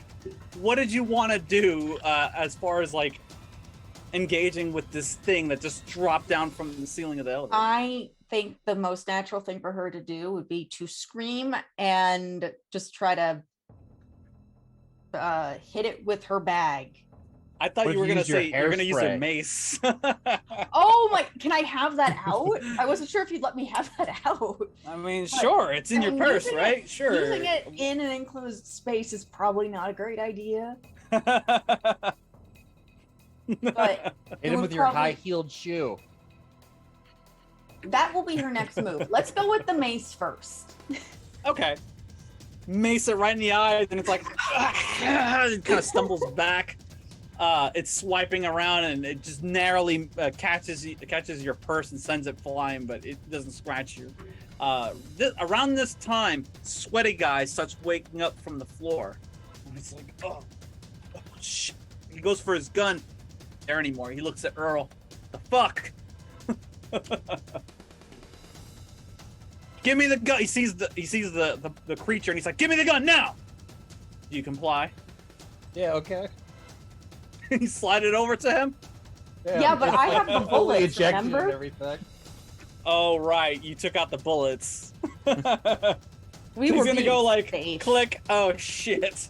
Do you give him the bullets with the gun or no? Not Grace. I am Laura. Laura fumbles Yes. in her bag, for the clip or the magazine for him. Well, it's a good thing you blinded this thing effectively, and it's like and screaming and scratching and like trying to get away from you. It's not ever felt this sensation before, so its face is like feels like it's on fire. Can't see very well. Everything's blurry. Just then, the guy grabs the gun, slams in the magazine, works the slide, and while he's still on the floor, he just kind of maneuvers and puts a couple of shots into this thing. Incredibly loud gunshots in the confines of the elevator. He's going to risk his sanity for this one, so he's going to roll 2, roll 1, and that's a 6. So there's no need to roll for the monster in this particular case because he's just spattered his fucking head all over the inside of the elevator. Bang, bang. Desert Eagle just blows this thing open like a cantaloupe. And you all see the insides of this thing, this fetid creature just hit the wall, slump, and just drop to the floor. And yeah, this guy just looks around at all of you like, oh shit, we're dead. He starts to get up. And right around then, Grace, you're starting to wake up from the hit that you took to the back of your head. And you smell this terrible stench wafting from nearby. And the old lady's like, don't look. But of course, you have to open your eyes and look around. When the lights flicker back on a little bit, you turn and look, you see this corpse in the corner. Its brains splattered out. It looks like it has like blackish blood.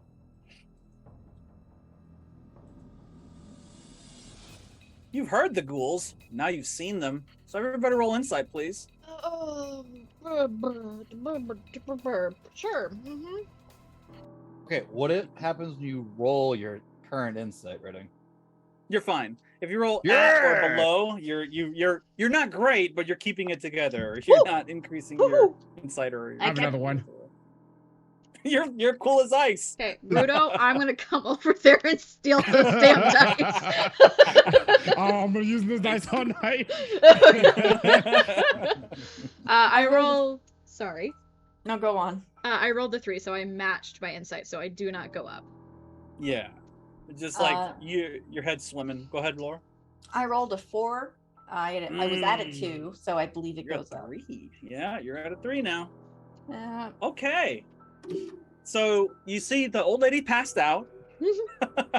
She's on the floor, she's like unconscious, and you see the yuppies like in the corner shaking like this. How do you react? There's a monster in the elevator with you, and then there's that thing in the corner. Wait, I'm confused. So, okay, it's fine. We should probably leave. The sweaty guy, picks himself off the floor. Shuts the suitcase back up again, and he's like, we need to keep moving, we need to get out of here. After he assesses all of you and sees that you're, for the most part, everybody's kind of keeping it together except for the yuppie boy and the old lady. He's like, he looks up, sees that the bolt is open. He's like, give me a boost, I need to get up there. We all need to get out of here right now, or we're all gonna die inside this building. Oh, can't have that. I love you, Earl. He looks at you, Earl, in particular. He's like, you try that shit again on me, and I will fucking shoot you. Do I make myself clear? What am I supposed to believe when a man pulls out a gun in one New York City and starts blasting away? He kind of ignores you. He's like, you, what's your name? Points to you, John. John? What is going on here? John, my name is Felix. I'm a federal agent. I need your assistance to get out of this building. Otherwise, a lot of people are going to die. Do you understand? We need to go now. But... Give me a boost. Wait, who is the guy on the speaker? I don't know what you're talking about. He goes over to like where the call box is. There's always like a little first aid kit. He busts that open and he gets out like some gauze and some other stuff. And he goes over to Grace. And he's like, hold still. Thus far you have 1 harm in your pool, you can remove it. Okay. So the next time you have harm, you start at 1. Okay. All right. So he applies a little bit of first aid, but he's like, he just it's not much. He's just like, keep this on here, keep it from bleeding, whatever. And he's like, we need to get moving immediately. Give me a boost. Hold on. There was a feller that came on over the speaker and told us we had to get rid of Agent Ramirez. He goes into his pocket and he pulls out a badge with his name on it. It says Felix Ramirez, DEA. So how does he know who you are? What's going on? He's the owner of here? the building, and he's going to kill all of us if we don't get out of here now. Save your questions until the end, please. We need to move. We're running out of time. It's like a lecture. I was really warned bad about lecture. you New Yorkers' attitudes before I came here. Shut the fuck up, he says, and he looks over to John. Give me a hand. Okay, John's gonna go ahead and skirt going over to Do give him any a of hand. you react to what he's saying, or are you going to? I don't What he think says? Laura is not used to it. I mean, Laura is not used to. She's at a certain point in her career and her life where she's just not used to anyone speaking to her this way. Right. And she looks at him. She looks at him and goes, "This isn't a building tour. You're not a sommelier. You're going to be telling us what we want to know before we leave this elevator, or I don't know. We'll have to consider alternative action." I'm gonna go with the DA agent because I just got slashed in the face and knocked the fuck out, and he's the only one who's been able to like defeat one of these things. So Grace has thrown all like logic and shit out the window, and she's just like, "You are my salvation. I will go anywhere you tell me." Okay, fair enough. Okay. Before Earl says this, I have to say this, ACAB. But Earl says, Yeah. Now listen, this is a law enforcement agent. Clearly he knows what's best for us. I think we should go along with what he says and do what needs to be done to get out of here. He searches your face for a hint of sarcasm, doesn't see it, and Completely proceeds. honest. He is from the heart of Texas. Right. Yeah, Laura's probably a little more skeptical, if not a lot more skeptical. Yeah, he should be. He gets a boost. He can't put the suitcase down, but he does put the weapon away he puts it down for a second, and he holds out his hand. Who's next? Who dares to go up top with him? Grace is like, this Grace, witch, like, I'll go, this Grace. witch shitty last time, but I'm gonna do it again. She'll It goes easier this time. He brings you up, and he has a flashlight on like his waist. He brings it out, and he's like, hold this, and he's like tells you to like hold it steady while he helps somebody else up next. Mhm. Who's up next? Is anyone going to pick up Abuela? Abuela's on the floor, splayed out. She's unconscious, and the yuppie guy is like losing his mind. He's like biting his nails. Like, Will help get them up. They're not dealing with this well. All right, you're like, hey, pick yourself up by your own bootstraps. I know that doesn't mean a shit. It doesn't make any sense, but go ahead and get yourself off the floor. And he's like, Any bravado he had before was gone. John is going to go ahead and go up next. All right, so it's you and Grace now. As Grace, as you're up there, you're taking a look around with the flashlight. Yeah, sure enough, your 10th floor or so is like right there. And you have an opportunity to now operate the mechanisms that will allow for the door to get pried open. You typically need like a crowbar or something like that to like pry it, or a lot of people to just pull at the same time to force it open. Okay. So yeah, you start working on that. John, he pulls you up easily, and then finally it's Laura and the big guy. the lawyer's like, no, I'm not going up there. No, I can't go up there. I can't. Fine. You can stay here and die. And Laura takes off her high heels. And is Earl still down here? Oh yeah, Earl's helping get people out. He's gonna try to get the Abuela out next. You try to wake her up, like, Abuela, wake up, wake up. You Did can't you want to in go good up while he's conscience doing leave that? her.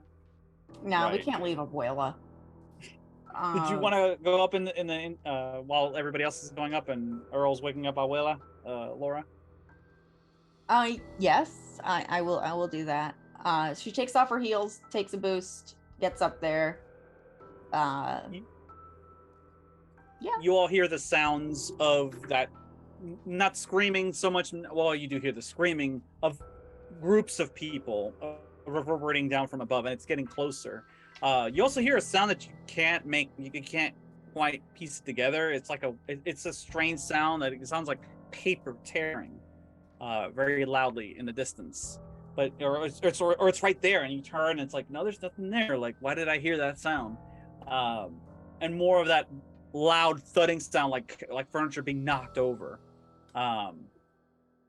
Finally, you hear gunshots, which very clearly echoing up from the bottom of the elevator shaft. Like you hear, like there's some sort of activity going on towards the bottom floors of this building. So death and whatever else is coming from above and whatever else is coming up from the bottom is also loaded with violence, from what you can tell.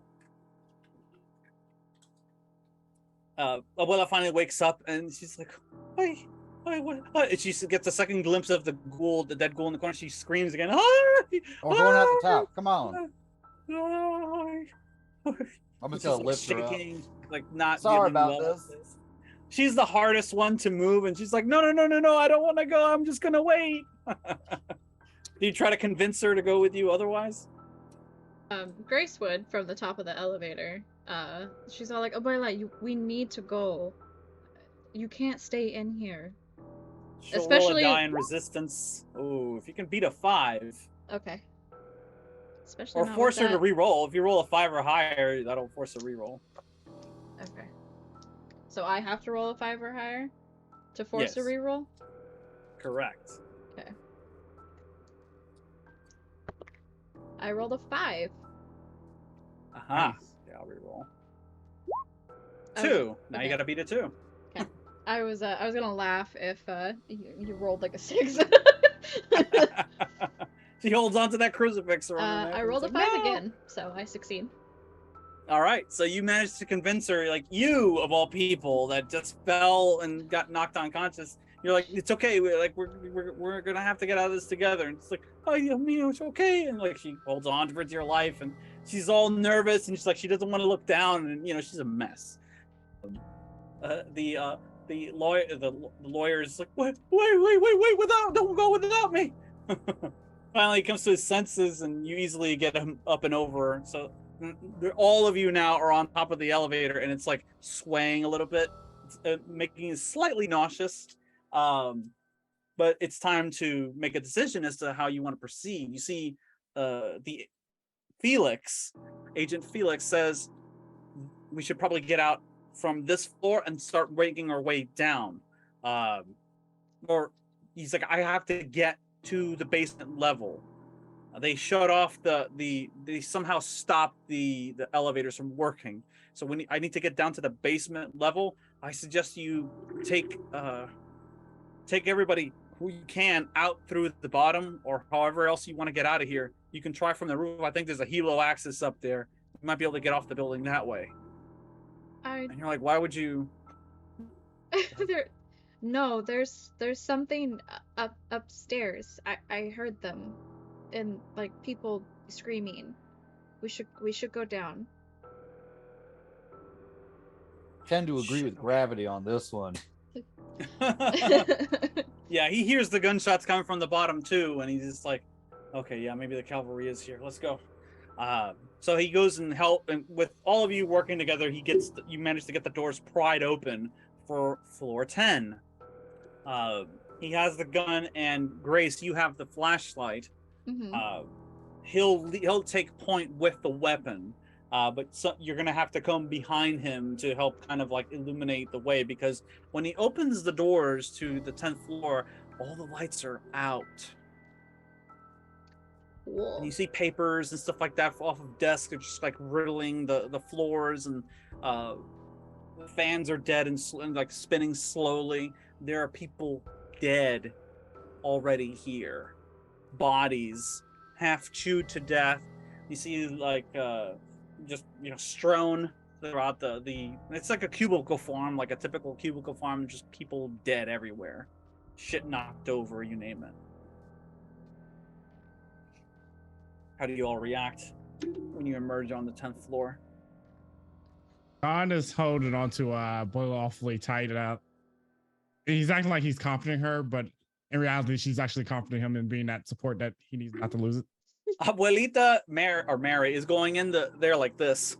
She's like not looking up. She's just looking down at her feet, and every once in a while, when she catches a glimpse of blood or somebody's hand that got sawed off, she's like, "Hey!" And she like closes her eyes and like grips onto you, John, like with like a vice-like grip, just like, please don't leave me. The lawyer guy's coming in, and he's just kind of looking at everything around. Oh yeah, he's losing his shit, and he's just kind of like a deer in the headlights. He's just kind of like, oh my god, and he's just kind of being led around at this point. Felix looks back and he's like, oh, grab a weapon, anything that you can, he says, pointing around the office space. And he's like, we need to prepare ourselves, whatever it is that he sent after us. There's more coming, he says. Do any of you take any provisions? Yeah, John is actually going to fire a fire extinguisher. Go ahead and take that. Okay, you grab a fire extinguisher off the wall, and you have it handy and ready to use. Earl, grabbing a coat rack and using like a quarterstaff. Okay, perfect. Grace, not that he knows how to use a quarterstaff. Grace, if she can spy one, wants to go to like one of those like big like paper cutters and like take off like, perfect the end of it and like have like a machete essentially. You have a machete and a Rosie flashlight in your hand. To do.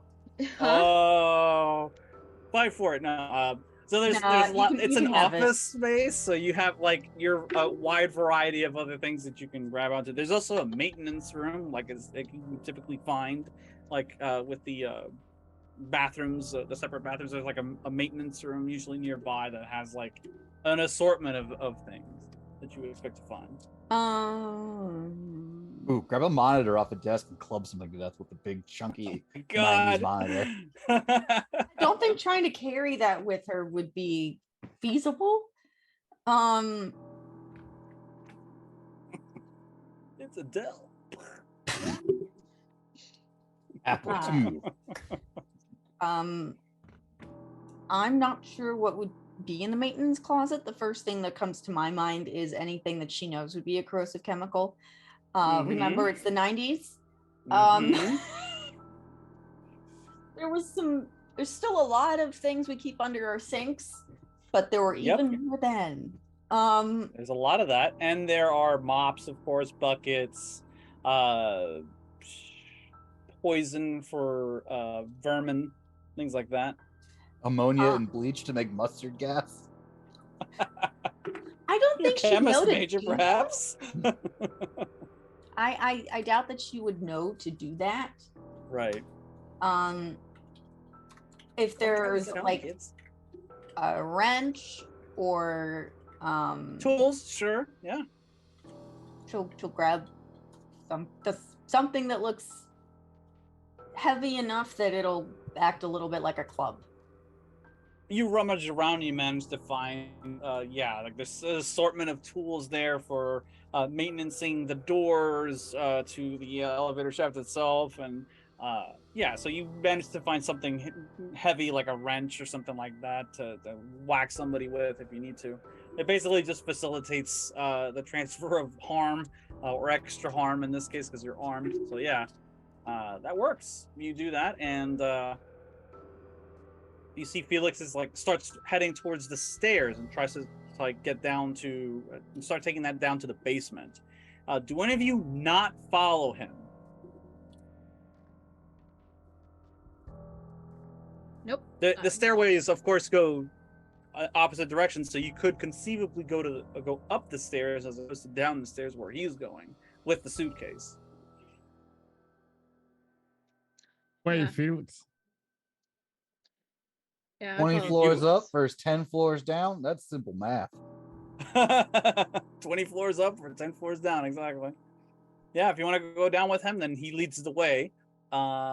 Everybody give me a roll, please. Just one roll. And as always, you can leverage your insight if you want to. Okay, you got a 4, Laura? I got a 2, but I'm gonna leverage my insight. I'll take my 2, okay. 1. It's fine. What could go wrong? Everything's good. Everything's great. Earl? I rolled a 4. 3. In a 4? Okay. Unless you beat a 5, you don't notice this. 1 second. I'm going to use one of my re-rolls to see if I get a 6, because I got a 5, so we'll see. Oh. Ha! Yeah. No, that's Ooh. not any better. Oh, I was gonna say, are you sure you do that? It's a reroll. Okay. As you're getting ready to leave, you hear like a whimpering sound nearby. All of you do, like somebody crying. Laura, you hear it more pronounced than anybody else because you're in the maintenance closet getting stuff out, and like you all hear it coming from like the woman's restroom, like that is adjoining the maintenance room. And you see Felix like, come on, we're gonna go downstairs. Do you follow him, or do you follow the sound of what you're hearing in the women's restroom? She's going to. She at least knows where they're heading, so she's going to see who's in the restroom, and whoever is closest to her, she's going to say, "I heard someone. I'm just going to make sure. I'm going to see if they can come with us." What if it's not a someone? Well, then I won't be worried about it for much longer. Yeah, what if it's like that movie Predator that I saw? You should really stick close to Felix. He seems like he knows what he's doing. I'm gonna go with Felix. I'm sorry. That's fine. Laura, you got to check out what you're hearing from the restroom. Yeah, she's. Like I said, I like to think human beings are okay. All right. You go in the restroom and you listen to the sound of this whimpering, this crying that's going on, and you go over to one of the stalls, and it seems to be locked, but somebody's on the other side is clearly bleeding out onto the floor, like there's a pool of blood like spreading out. And you look and you can see this as you walk in. What do you do? How do you proceed?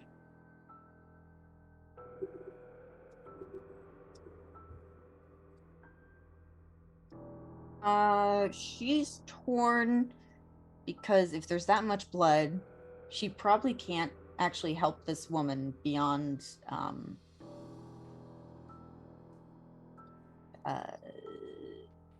beyond killing her, maybe. So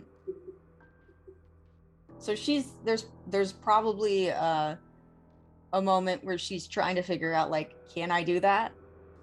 And then she walks out. Wow. Okay. Yeah, you're just like, I don't know if I can do this. And you decide just to like, I can't do this. And you start walking out of there. Okay. Roll insight, please.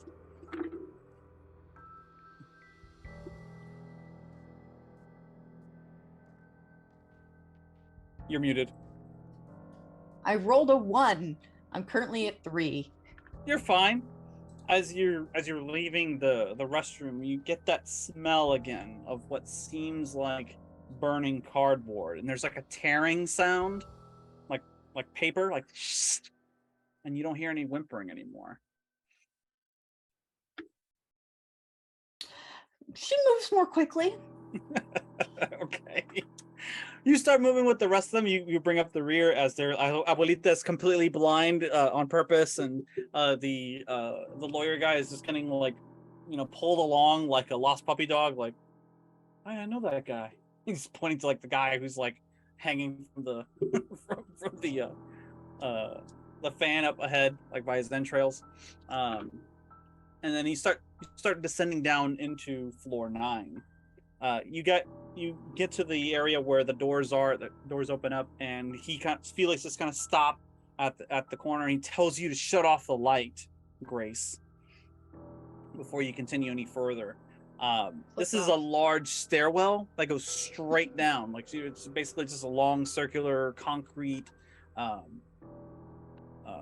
stairwell, and you hear what are unmistakably the sounds of walkie-talkies, like clearing floor 2, clearing floor 3, like, you know, like it sounds like the police are here, possibly a SWAT team from the sounds of it. And you see, you know, Felix is like, turn the light off, quiet, and he tells everybody to like kneel down close to the barrier that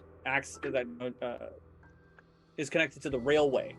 So he kind of like tells you to punch up close to the almost like a concrete barrier, you know, just punch up close to it and listen. And then you hear the sounds of what is unmistakably a team working several floors down, making their way up the stairwell. And he's like, I'm gonna try to see if I can make contact with them. Stay here, okay? And he says he takes off the suitcase off from his wrist, like he unbuckles it, and he gives it to Grace.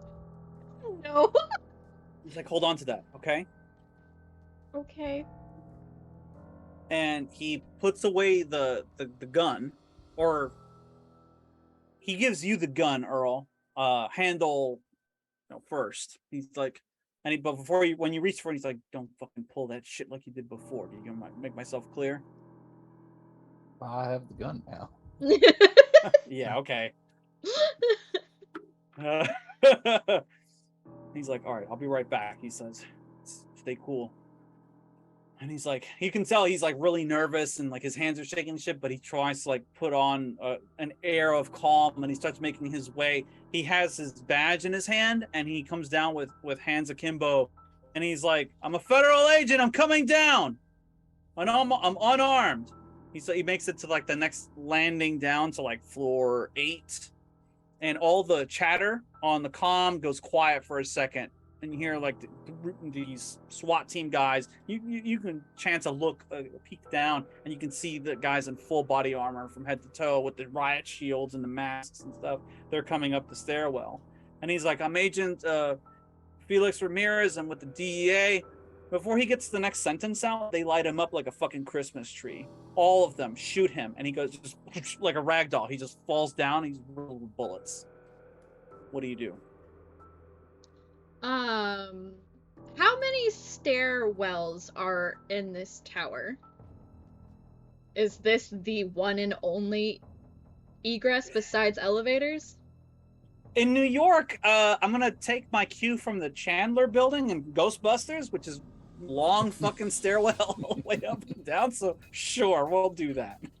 Okay, well, this is gonna suck. Yeah, I will. Because we ain't getting past those guys. Yeah, you hear target down. What's that? What floor are we on again? 10. 9. Oh, 9. Yeah. You just descended from 10. Abuela screams again at the sound of gunfire. It's probably not heard by them because, you know, it's gunfire. What? So, okay. Second question. How many elevator shafts are there? How many elevator shafts? I'm gonna say several, Okay. because it's a big building, 30 floors, and the lobby I would imagine looking like Grand Central Station or something, but with elevators instead. Yeah. So there's probably several, like, I don't know how many, probably in double-digit numbers, like 10 or some shit. I don't know. Grace looks over at Laura and Earl, and she's like, maybe one of the other elevators are further down, and we could climb down the shaft. Because we're not getting down this way. What if they shoot us You just realize like him? when you say that climbing down a shaft means holding onto metal railings and then sliding down, potentially cutting your hands into ribbons. Potentially. Or I could very, very not potentially, certainly get shot. There's that. You can leave in a body bag that way. You also jump out the window. It's only 8 floors. Oh, only. Yeah. Uh, What do we Also- do? They might not care about us. Or they might, and we might die. He was a cop. So? you see, hold on. I need to roll for the idiot in the group here. Hold on a sec. Yeah, I'm waiting for him to do something Oh yeah. stupid. Oh yeah. He does. This is his turn to do something stupid. So he's like, please don't shoot me. Please don't shoot me. I have money. And he like starts running down the stairwell. And he's like, we got another incoming. And as soon as he makes the next landing, he doesn't get maybe 5 steps away from Felix before he too gets riddled with bullets. 2 targets down and proceeding. You hear them over the comm as they're like starting to spread out. I need reactions. I'm crying. Grace is just crying. Okay, that's a good reaction to have right now. I don't know about Palpable. y'all, but I'm heading back up. You're going back up. Cool. Back up to floor 10. I don't like how are you taking out- excited. Are you taking Abuelita with you because she's gonna slow you down a little bit? Yes, we're taking her. Yeah, And Laura. She's Laura will. she's latched onto you like this. John Yeah. John's a big strong man. It's fine. I wasn't All right, totally thinking you about just- living Who put her over your shoulder? Like, all right, we're good. Are you trying to do so quietly, or are you just like straight up bolting? Grace will hold on to whatever sanity she has left and try to go quietly. She now has like the briefcase and she's just like walking up the stairs, like white knuckling the handle of this case. Okay. I need you to make a roll, and if you want to leverage your sanity, you can include your insight dice as well. That goes double for anybody else who's trying to sneak away quietly without alerting the SWAT team that is very quickly making their way through the building. Let me get your results. Oh no. I rolled a 6 on the insight die. Well then, you know what to do. Make that insight roll. So I was just like, I'll probably roll bad. I did. I rolled a 1 on my regular die, and I just rolled a 2 on my insight die, but that still means I rolled higher, so I have to roll again. Oh shit. God damn it. Oh, Mr. Storyteller. Grace's insight is at a 4 now. Ooh, Because okay. I just rolled higher than my current insight on my second roll. Okay. John So used the insight and rolled a 5. you rolled a 5 on your insight? Yeah, or he used it to roll a 5. Oh, okay. So Yeah, the first die was a 3. You move quickly and quietly out of there, but go ahead and roll your insight die. And if you roll higher than 1, you go up an insight point. Yep, another 5. Yeah, you got a 5? Hey. Oh shit. Okay, Yeah. so you're at insight 2 now. Second. This is fine. Everything is fine. Yeah, Grace had the initial mindset, like, I got this, and then it just, it got away from her. Ah, gotcha. I don't think Laura tried to sneak at all. She's just kind of like, I gotta book it. And That's fine. You can roll to book it. You're trying to escape a SWAT team that's going to shoot you in the face if you're not careful. 6. You rolled a 6? What? Look at her. Touch that. What'd you get, Earl? I got a 6. You got a 6 as well. And did you beat your did your insight increase? I rolled a from 3 on my insight, which is the same as my insight. Oh, all right. So you're just like, fuck no, I'm not gonna let the feds shoot me. Fuck that shit. I'm a free man. And you start like. Turns out the police are not here to help us. Mr. Storyteller. Yes. Ambrose gave us both a group major boon, and he gave an individual boon to Abuelita. Oh, Major wow. boon. So Abuelita and all of you have a reroll that you can use at any time. If you roll like really badly, you can reroll that 1 die. And those can accumulate. So if you have 2 rerolls and you roll 2 dice and they both suck, you can reroll them both if you like. Whatever works better for you. All right. So you all, I think, successfully book it the fuck out of there. With the exception of Grace. What did you roll exactly? The quality of your roll initially before you started making insight rolls? 2? 2. 2. Okay. 1 second. 2. I'm gonna get shot. 6. Oh 6. God! One more time. Damn it! Oh wow, I rolled 2 6s and a 3. Damn it! Okay. So you're running as fast as you can back up to the 10th floor. Grace, as you're are you trying to like just use the stairwell to get back to get higher on the floor number, or are you trying to get into floor 10 and hide out there? I'm trying to think in like her frazzled state what I would think was a better option.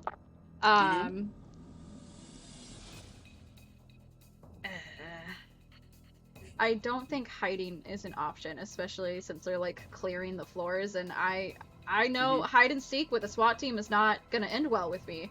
Right. So she's gonna keep trying to go up. Like Felix mentioned a helipad. Sure. I don't know why. Yeah, sure, I'm gonna get off the 30th story of a building, but fuck it at this point.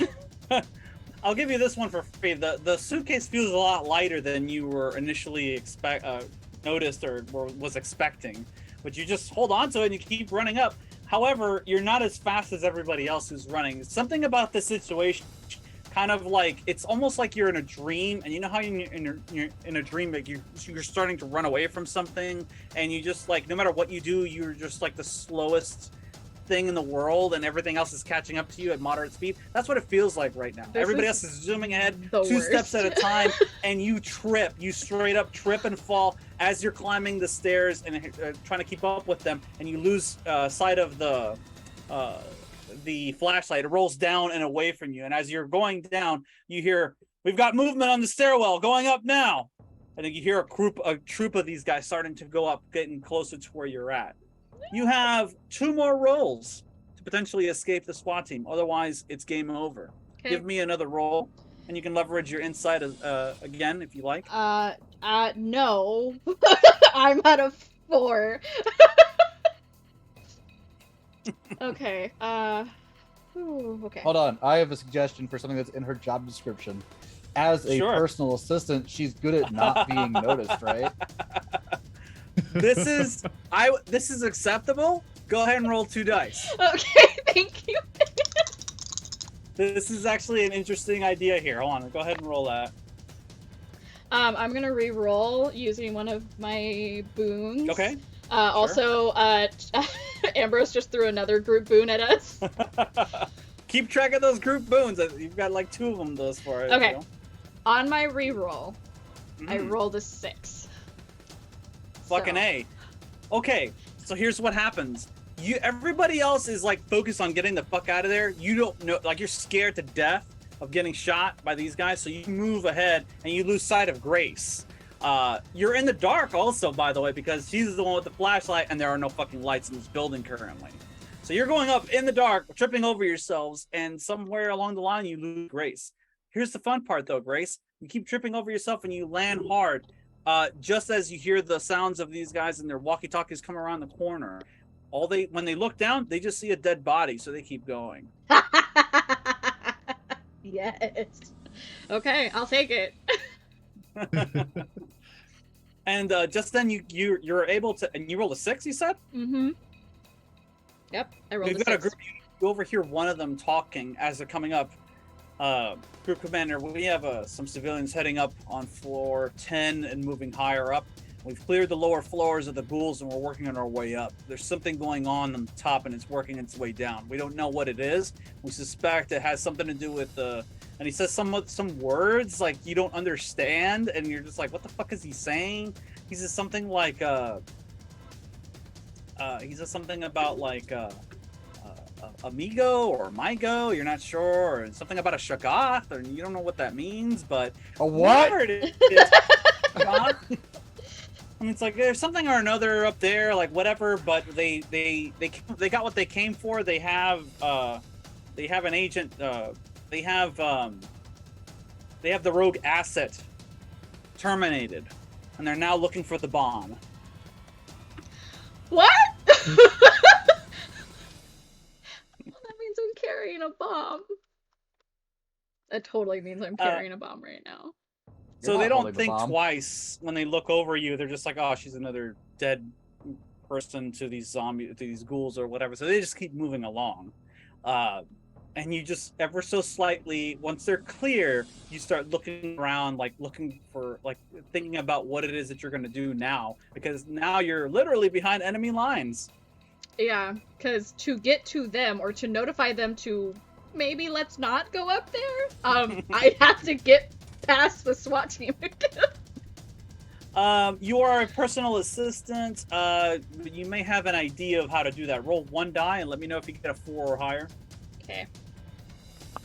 Don't mind me I'm gonna while use a just reroll. changing this number here. Uh-oh. What'd you get? It would. So I rolled a 1, and so I'm like, I'm gonna use a reroll. Let's do it. I rolled another 1. I'm rolling like Eric tonight. That's fine. Yeah, you really are. Fun times. Okay, so you're just like, there's gotta be a way, and you're trying to, like, in your mind think of like how to do that, and you can't like grasp it. You're just like, you're freaking out. Now the rest of you, while Grace is playing dead, you're running for your lives as the SWAT team is ascending. You're going up the stairwell as well, and that's around the time that you start hearing that tearing paper sound again. Something's moving in the dark out here, and it's flitting in between you and whatever these guys are that are coming up the stairwell and through the walls. You're not quite sure what it is that you're experiencing, but there's something here with you in the dark, and it's flitting around, flying. But when you turn and look, there's nothing there. Go ahead and roll insight, the remainder of you. Abuelita is like, oh my god, what happened to Grace? What happened to that nice young lady? She says. I rolled 5. Use my reroll. One of my rerolls. I'm gonna go ahead and use a reroll So too. I'm now at 4. Okay. I rolled the 2. I had rolled a 6. Now I rolled a 3. Now that the SWAT team is smelling blood in the water, they're starting to quicken their pace, and you're as fast as you are, like, you're having trouble getting away from these guys. But as starting to round a corner, a couple of them see you, like, moving in the dark. They're wearing night vision goggles and shit. They're like, hands in the air now! And do you comply? No, Yeah, John the doesn't correct comply. answer is John no. keeps moving. He's like duck down or something, but Absolutely not. We near or any floors to where we can go into a door, or are we like in between levels? yes. So as you're making your way from landing to landing, you can go to the emergency fire door and, like, get in and get access to that floor. So now you're on, like, floor 11, right? Approaching floor 12. And you hear them from the bottom, like, hands up! And he's like, we're here to help. You hear them obviously lie. The door crashes in as you're making your way up, and 2 SWAT team guys, like, with MP5s, like, raise their weapons up at you and try to first they're trying to see how many of you there are. Hands in the air, they say, same as the other ones. Do you comply, or do you shoot back? Do you hide? I'm going to shoot back and run. Shoot and run. Nice. Go ahead and roll. You may want to use all of your dice for this one. What's what? that? To use insight. Sure. That's a 6 on the insight and a 5 on the regular one. Well, go ahead and make an insight roll, but you keep the 6, which means you're lighting somebody up. Ha! You have no problem shooting this motherfucker. So you blast the bullseye one of these guys right in the face, and the other guy immediately returns fire, but not before a light emanates above you all. And when you look up, you see this thing. Except that instead of a jar or whatever the hell that is, that cylinder, it's holding some weird contraption, right? And it seems to be just kind of floating and moving in a weird state. It's like it has like this blurry quality of movement. Like, it's there, it's not there, it's over here, and then it's back again. It's like instantaneously moving at all times in different directions. But graphs and its weird tendrily sort of appendages is what is unmistakably some kind of strange technology. and this light that emanates from it is green in nature, and it just sort of illuminates the area around you. And this thing comes out of it, this tiny little thing, almost like a laser dot, comes out, hits the remaining SWAT guy, and then the beam extrudes and gets thicker, and there's a humming sound. It just goes, boom, and the guy just gets bisected into pieces. It's the Predator. Yeah, I've seen this movie. And then We should go back sort through of that like, door.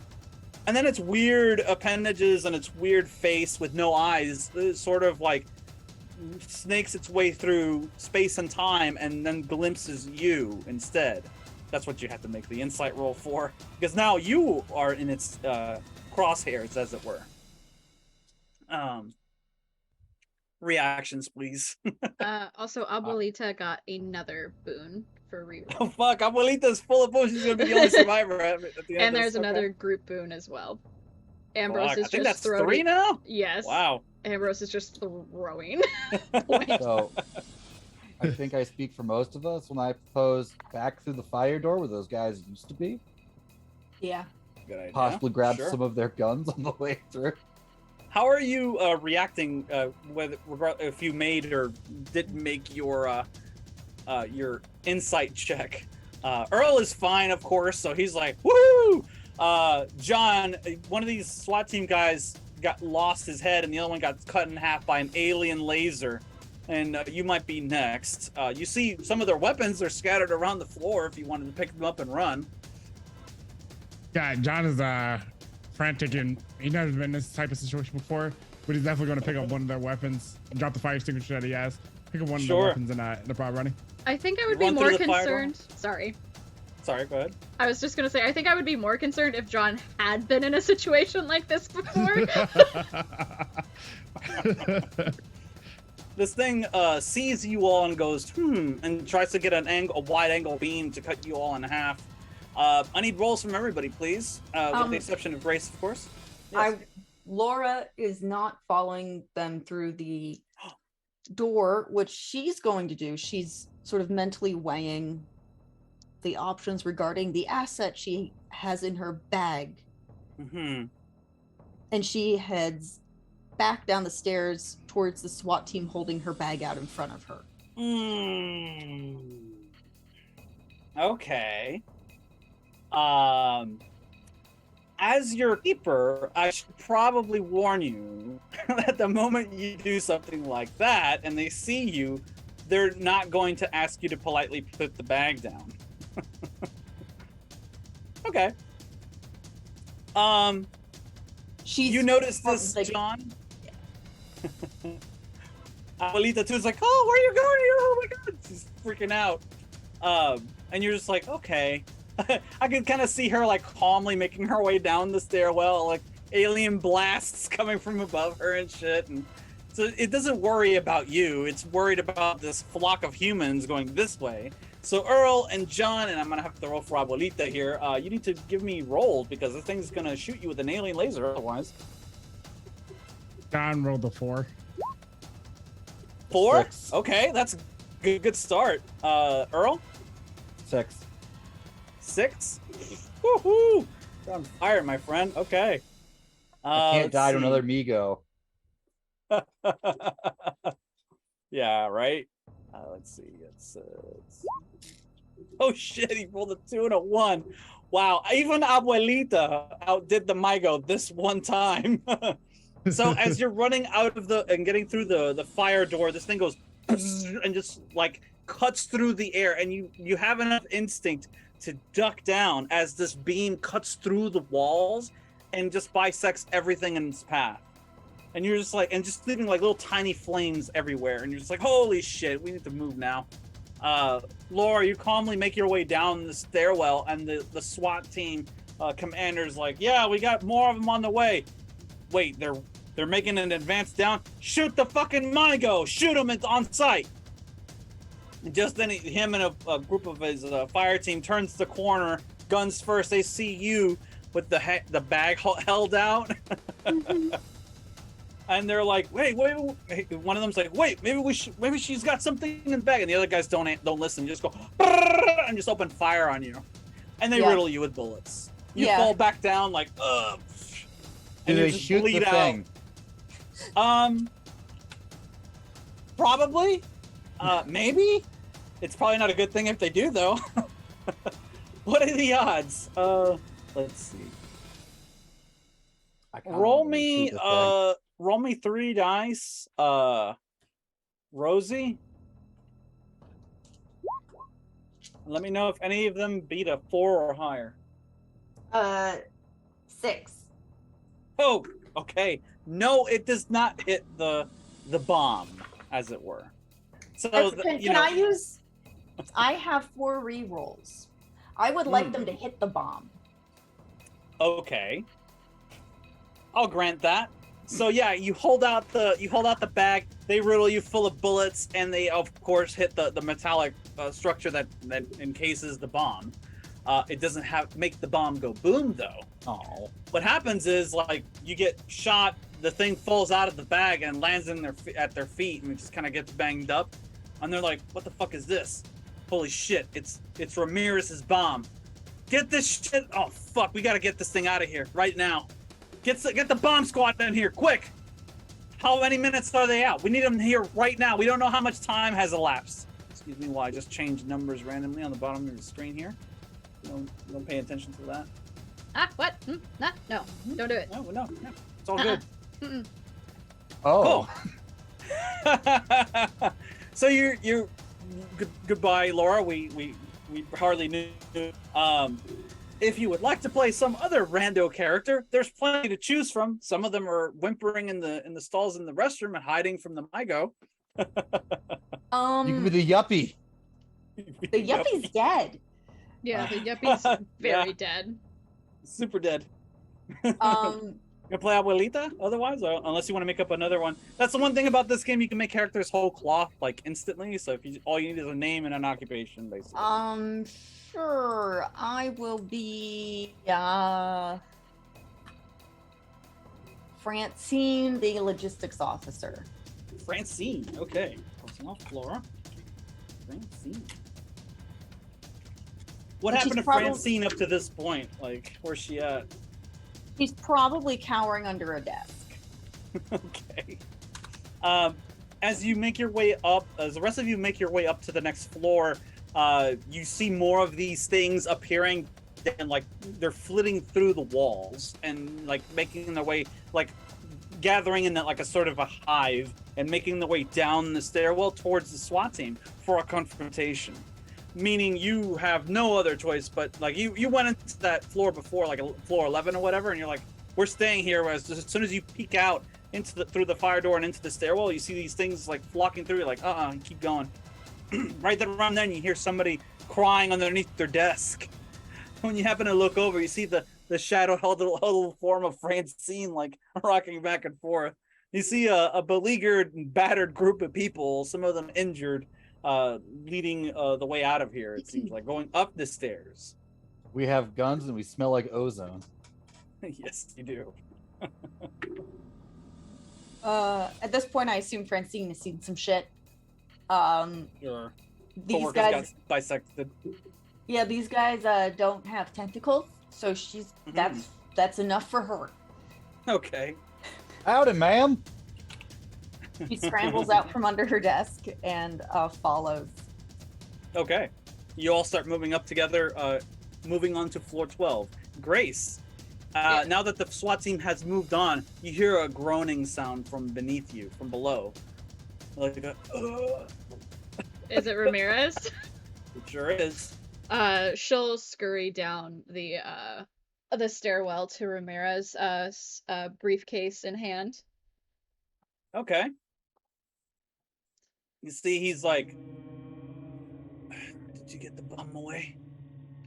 Did you get it away? And he looks at the suitcase, and he's like reaching for. He's like last grasp of life, and he like opens it, and there's nothing inside, just papers and random things. It looks like the remnants of an old cell phone that got battered to shit.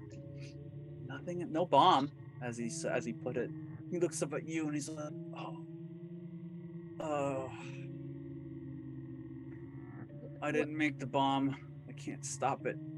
Take it to the basement. It's the only way to stop them. Take the sewer access. Get out while you can, while you have time. Save who you can, and blood just kind of rushes up into his mouth. Don't trust anyone now. They knew about me. The bomb. You know about them. They know about you.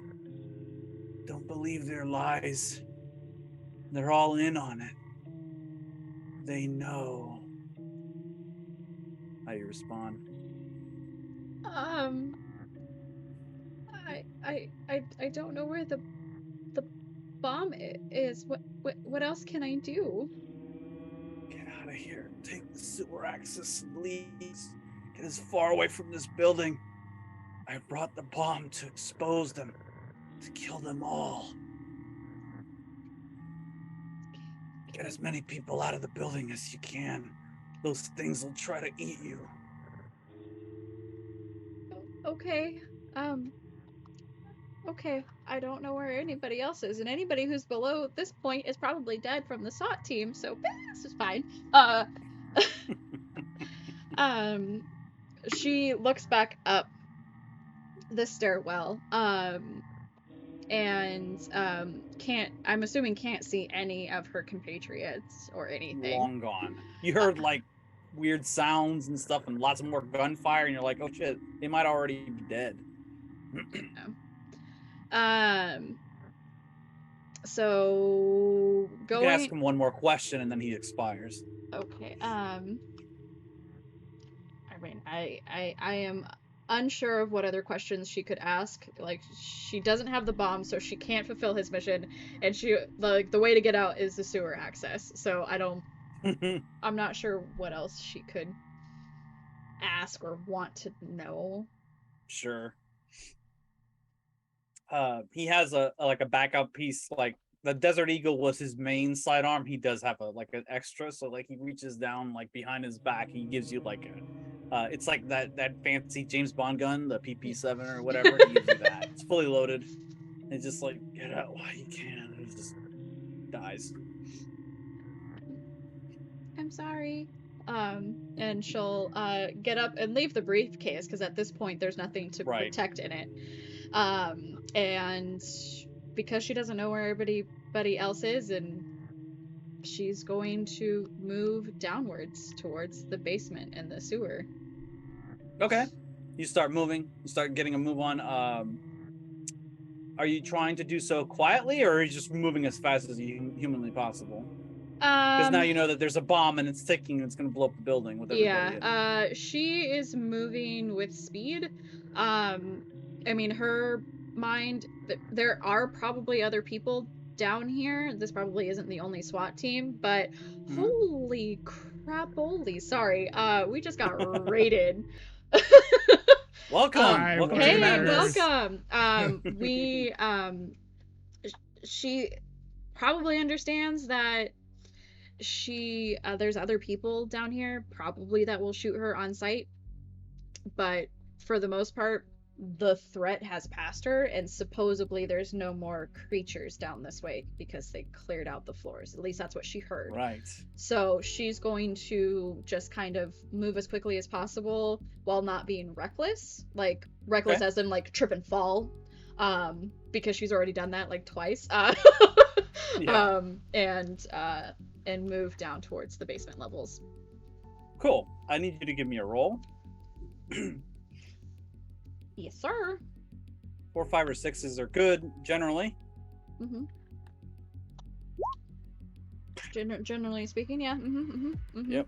I'm gonna. Okay. I roll. I might, I just go crazy on this stairway, because I use my insight. So I got a 5 on my insight die. So I succeed. So that means you. Yeah, but now I need to succeed at 5, but now you got to roll insight. Yes, but I rolled 4, which means I stay at 4. Okay. You're holding it together as best as you can. Yes. Oh man. Okay, so that's actually pretty good. You make use of everything that's nearby. Playing dead worked once for you and may work. And yeah, sure enough, you play dead, or you like hide out in like a closet or something as they've already cleared some of these areas. More SWAT team guys come in. They start going up the stairwell with weapons and stuff like that. You make it down to like this large maintenance room at the basement. This place is like security only, so you have enough wherewithal to like look down and see some dead security guards that tried to protect the integrity of the building. You swipe their cards, make your way inside. More dead security guards. These don't look like they were shot or by the SWAT team or eaten by monsters, though. And it looks like Ramirez came here first. You see a lot of them have single shot head wounds from the back. So he came down here, aired them all out at some point, and then went up to go retrieve his bomb, and then put the and then bring it back down again. So maybe is what you're assuming. But you see, like there's a sewer access, and it stinks to high hell. Yeah. You're gonna take it to take the sewers out of here. But actually, before she leaves, so with my card, can I get access to like the security room? Yes. Okay, I want to see if I can see my acquaintances on the. Yeah. Yeah. So there's no power on the upper levels. There is power to the basement area. Like they have their own power source. So to your surprise, when you take the card, you see like there's like a little on and off switch, or go red green light. You hit it, open it up. You make your way into the security room. More dead security guards. Somebody had access and shot them. But unfortunately, none of the monitors are working because the upper floors are completely dead, so their power sources are gone. Got it. Okay. Darn. Do you arm yourself at all before you go into the sewers, or do you just take off as fast as you can? You grab a walkie-talkie or anything like that while you're here? Yeah, she'll grab a walkie. She'll put on. She'll politely but quickly strip one of the men and put on like his baggy like shirt and pants like, to just cover herself up, make her kind of blend in, because like most security guards have like nondescript standard stuff to like blend in a little bit more, and then she'll pick up she'll put the little pee-pee shooter in her pocket because it's tiny, and she'll grab out one of the larger like pistols. Okay. She's not gonna go ham and be like da da da da. But she'll just grab a more sizable pistol. You grab a new flashlight while you're at it. Yeah. Yes, and I grab a new flashlight. Going into the sewers, you're gonna need you're gonna need a torch. All right, so you you supply yourself as best as you can, make your way down into the sewer area. Okay, the rest of you. You're on floor 12. Congratulations. More dead people. Francine, when you first saw your co-workers getting bisected by these things, you heard a lot of the sounds that these guys did in the stairwell. The ripping sounds of reality and these things flitting around, and the smell of ozone, burning cardboard everywhere. How do you proceed? Is she already armed, or did she secure supplies when she was there? She's armed. Okay. Before she took this job, she worked at a daycare. She knows you gotta be ready. Brass knuckles, those kids. She's got I'm not entirely sure what she grabbed. I'm gonna say she's got something sharp. If she was able stapler gun, some nail gun, those little spike things they jam receipts onto or something. something like that. Heavy, perhaps. Or she has an award on her desk. Oh, nice. So, like, employee of the month #1 plaque. logistics officer. It's heavy. And yes, Ben, I am 100% thinking of that scene. Watching Everything Everywhere All at Once prepared you for this. I still need to see that. Yes, It's Awesome. fantastic. no doubt. Okay, so you have something that you could whack someone or something with. Yes. All right, so that now you're starting to make your way upwards to the floor 12. Now you're at. There's more dead people around. There's some people that are just like running in the opposite direction. Like they see you and they run the other way. Like they don't trust what they're seeing right now. Do you try to stop them or do you let them go? Like, how do you want to react?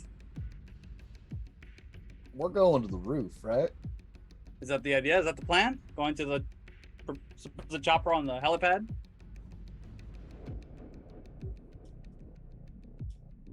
If that's, I don't know where you're going. I just knew I couldn't keep hiding under my desk.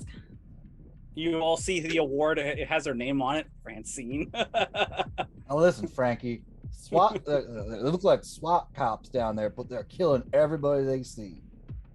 Also, the Predator is in the building with lasers and everything. You look to John with that, and by instinct, like, is he full of shit? And John's face says he's not full of shit. You're muted. So it's Alien vs Predator. Okay. Hasn't There's technically also- come out, but Those are different movies. There's something with tentacles and light ray guns.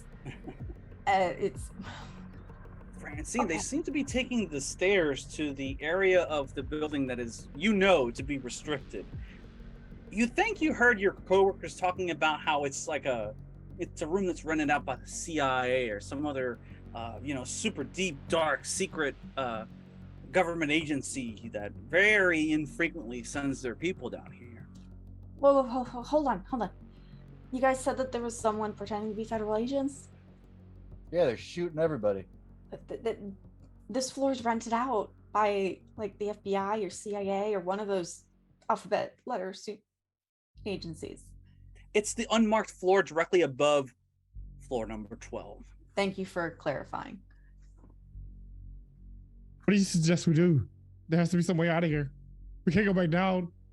We're dead if we go back down. If Francine had tried one of the elevators, would something have happened? Has she not been able to get to an elevator? You saw people going into the elevator. They never came back. Well, that's fine, because you go in an elevator and you go down, and that's what's supposed to happen. No, I mean, the elevator never left. And Oh. those people never came back out again. That's Ray of red comes out. Only A if log you open cabin the in the door. woods. all right. Then she's not going to suggest an elevator. Especially with all the power still out in the upper floors. Like, yeah, doesn't seem like the elevators are working currently. But there is you can continue to go up the stairwell, or and then make your way up into the floor above the 12th floor. It's technically the 13th floor, but it's unmarked. Even the stairwell, you go up and it's not. It just has a letter, or a series of letters. NRO. But there's a door for entry. It's locked. I can't imagine they look for us in their own offices, right? I don't have another choice here. What if it's their main base of operation? What if they're just Wouldn't they be waiting for us to coming think about down it? from it then? Said they're coming up. I don't know. And I guess that means Francine, who's those other people? I don't know. Francine goes in. Okay. I'm gonna lose a second character tonight. Let's do it. You go to open the door and it's locked. It's like it's got chains on it. No entry. When you say chains, do you mean like the normal, like the? What do you mean? Metal chains. begs the question: how the fuck did they get in here? Oh, right, there's a roof access.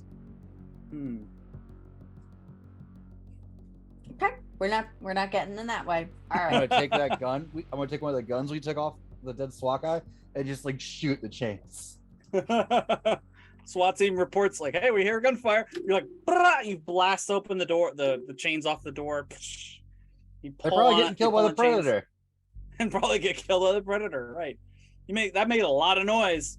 Actually, it didn't, because these guys are SWAT teams, so they probably have silencers on their well, they're the SWAT team, but they have silencers on their MP5. So it's like it sounds like the loud clapping in the hallway.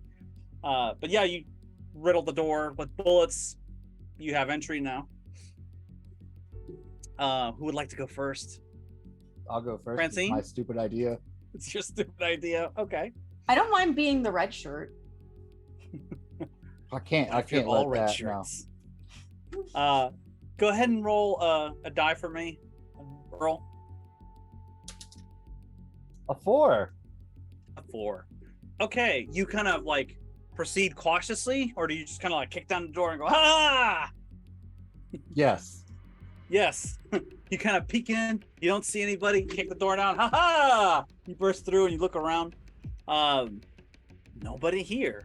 The office looks empty. Look around. There's a weird smell in the air, though.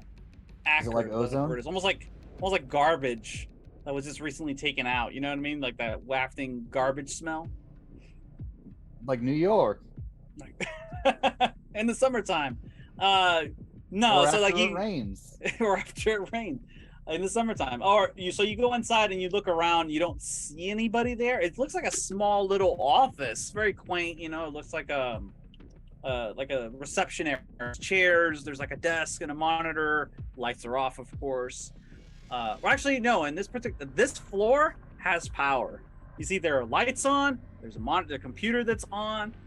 There's air conditioning, which is like, you get a breath of fresh air as soon as you walk in. What do you do once you get inside? I'm gonna tell the others. I don't see anybody. Francine, John?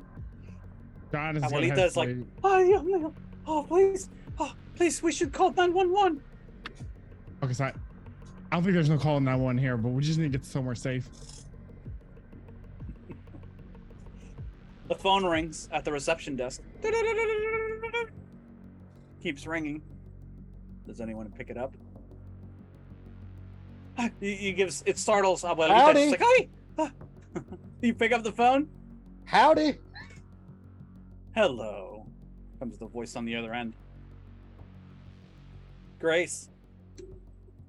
It stinks down here. It's Oh, dark. really? Uh-huh. And you're wandering around without really knowing where you're going. I need you to make a roll, please. I'm gonna die in a stinky sewer. We're gonna get killed by some cool super space bomb. I need you to roll higher than a 4, please. I roll rolled a a 4 to reroll. 6. I rolled a 6. Yes! On one die? On one die. Wow. Okay, I'm One. impressed. So, like, you're moving down here, and it's quiet enough that all you hear are just, like, the sounds of cars moving overhead, and, like, every once in a while, there's, like, something that reverberates through the tunnels, and you hear a chittering sound coming up ahead. Something you don't expect to hear when, you know, they're in this part of the city, like, there's no, like, subways for several blocks. So you're just, like, you hear that further down, but you hear something else, coming down the tunnels, and you're just like, oh fuck, what the hell is that? And you, on instinct, you just kind of like find like an opening where a pipe used to be, and you just kind of huddle up inside of it, and you lay perfectly still. You just control your breathing, and you glimpse something while you're in there, and you're waiting, and you see something out of the corner of your eye, and it comes into your vision. Several of them, of those same things that you saw on the top of that elevator shaft, on top of the elevator. They're proceeding, like there's a procession of them, at least half a dozen or so, because they typically hunt in packs. and they're moving right past you, and they're sniffing the air, almost like they're looking for fresh meat. Nope, me not fresh. Mm-mm. I smell Make old. an insight roll, please. Insight. Can I use my reroll? You can. Okay. Because I want to roll less than for my insight dice, right? Equal to or less than. Equal to or less than, correct? Yes. Okay, yeah, no, I rolled a 5, but fuck that. I'm gonna try to roll lower. Oh. And I did. I rolled a 3. I'm good. You're good. I'm good. Yeah, I'm good. so you're just like, you see these things proceeding, and then you get immediate flashbacks to the top of that elevator when the thing like clawed your face open. You're just like, you have to steady yourself from like yelping or you know, like breathing too heavily or anything like that. Every change in the environment, you suspect that they can sense it somehow. Like they seem to be on alert, and they're just like crawling, like you're just like on all fours, like moving like dogs would in a pack. And you see one of them has something in its teeth, and it's just dragging shit behind it. It looks to be like one of those SWAT guys. It looks like they're dragging them off for a snack. Oh, lovely. Yeah, you managed to like bypass that, and you continue to get. Now you rolled so well that you actually managed to navigate the tunnels well enough that you could manage to find like a stepping ladder that leads up and up into the open air, like onto the street. You make your way over there and you try to leave as fast as you can. What's the first thing you do once you do? So, I try to look. So I get out of the sewer. Mm-hmm. Yeah. Okay, so she tries to kind of like look for the closest business and ask them to use their phone so she can like call them like the actual emergency services, not whatever fucking nonsense. It's 1995, so there are actual payphones out here. You can just pick up the payphone and but I don't have any call change. collect. Oh, I might have change. I might have change in my pocket, or the security guard whose clothes I'm wearing might have had spare change. We had spare change back then. Yeah, fine. Well, I don't know if a payphone you actually had to put quarters in to call 911. Anyway, that's not a question for here or there. I call emergency services. Okay, they ask you what the emergency is, etc. What's going on? There's a power outage at the tower, and lots of people are stuck in the elevators. Yes, we're aware of what's happening at Stuyvesant Tower, ma'am, where emergency services are moving there as we speak. Are you okay? Are you injured? Yes, I'm injured, but I'm not. Are you in the building? No, I got out. Can you give us your location, please? And she just hangs up the phone. She's like panicking. She's like, I can't trust anybody. Fuck that shit. No. I can't trust anybody. Eric. Okay. It's Eric's you remember game. The words. And Felix told me not to trust anybody, so I'm not. Ramirez did tell you not to trust anybody. They know. And that paranoia seeps in, and you're just like, fuck, no. And you hang up the phone. What does she do? What does she end up doing after that? She No. they know.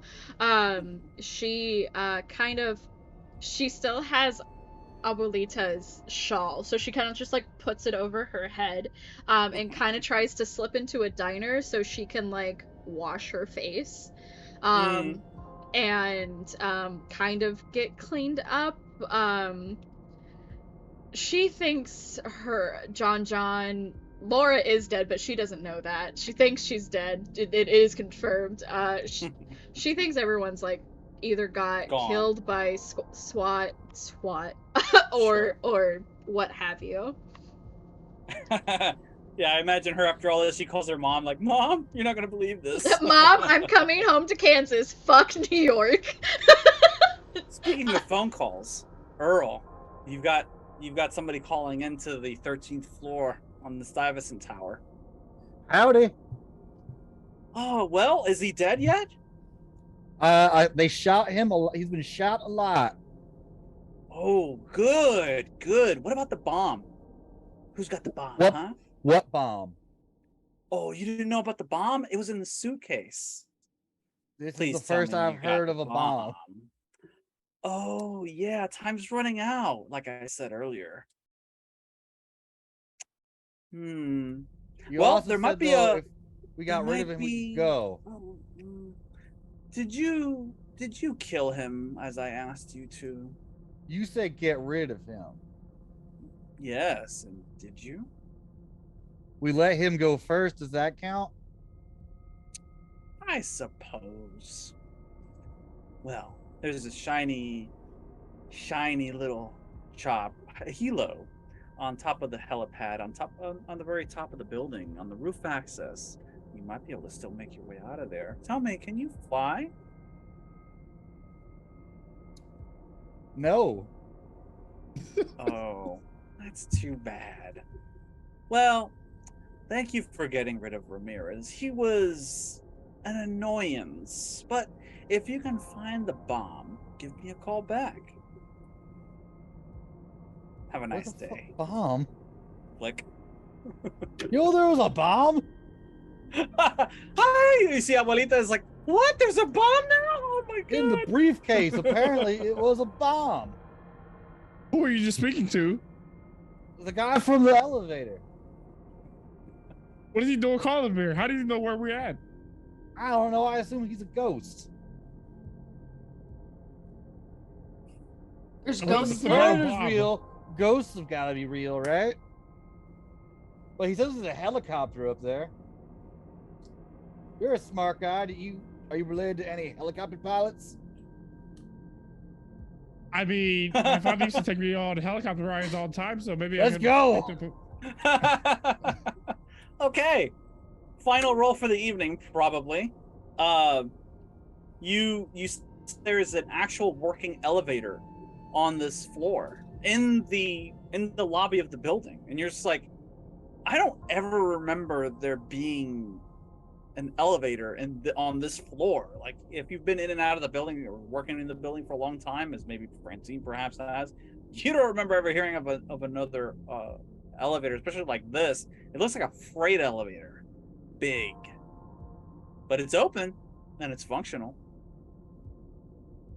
And as the voice said on the phone, it does have roof access. Let's escape from LA, this bitch. The movie references just go right over their heads. I don't think Francine? Escape from LA came out at this point.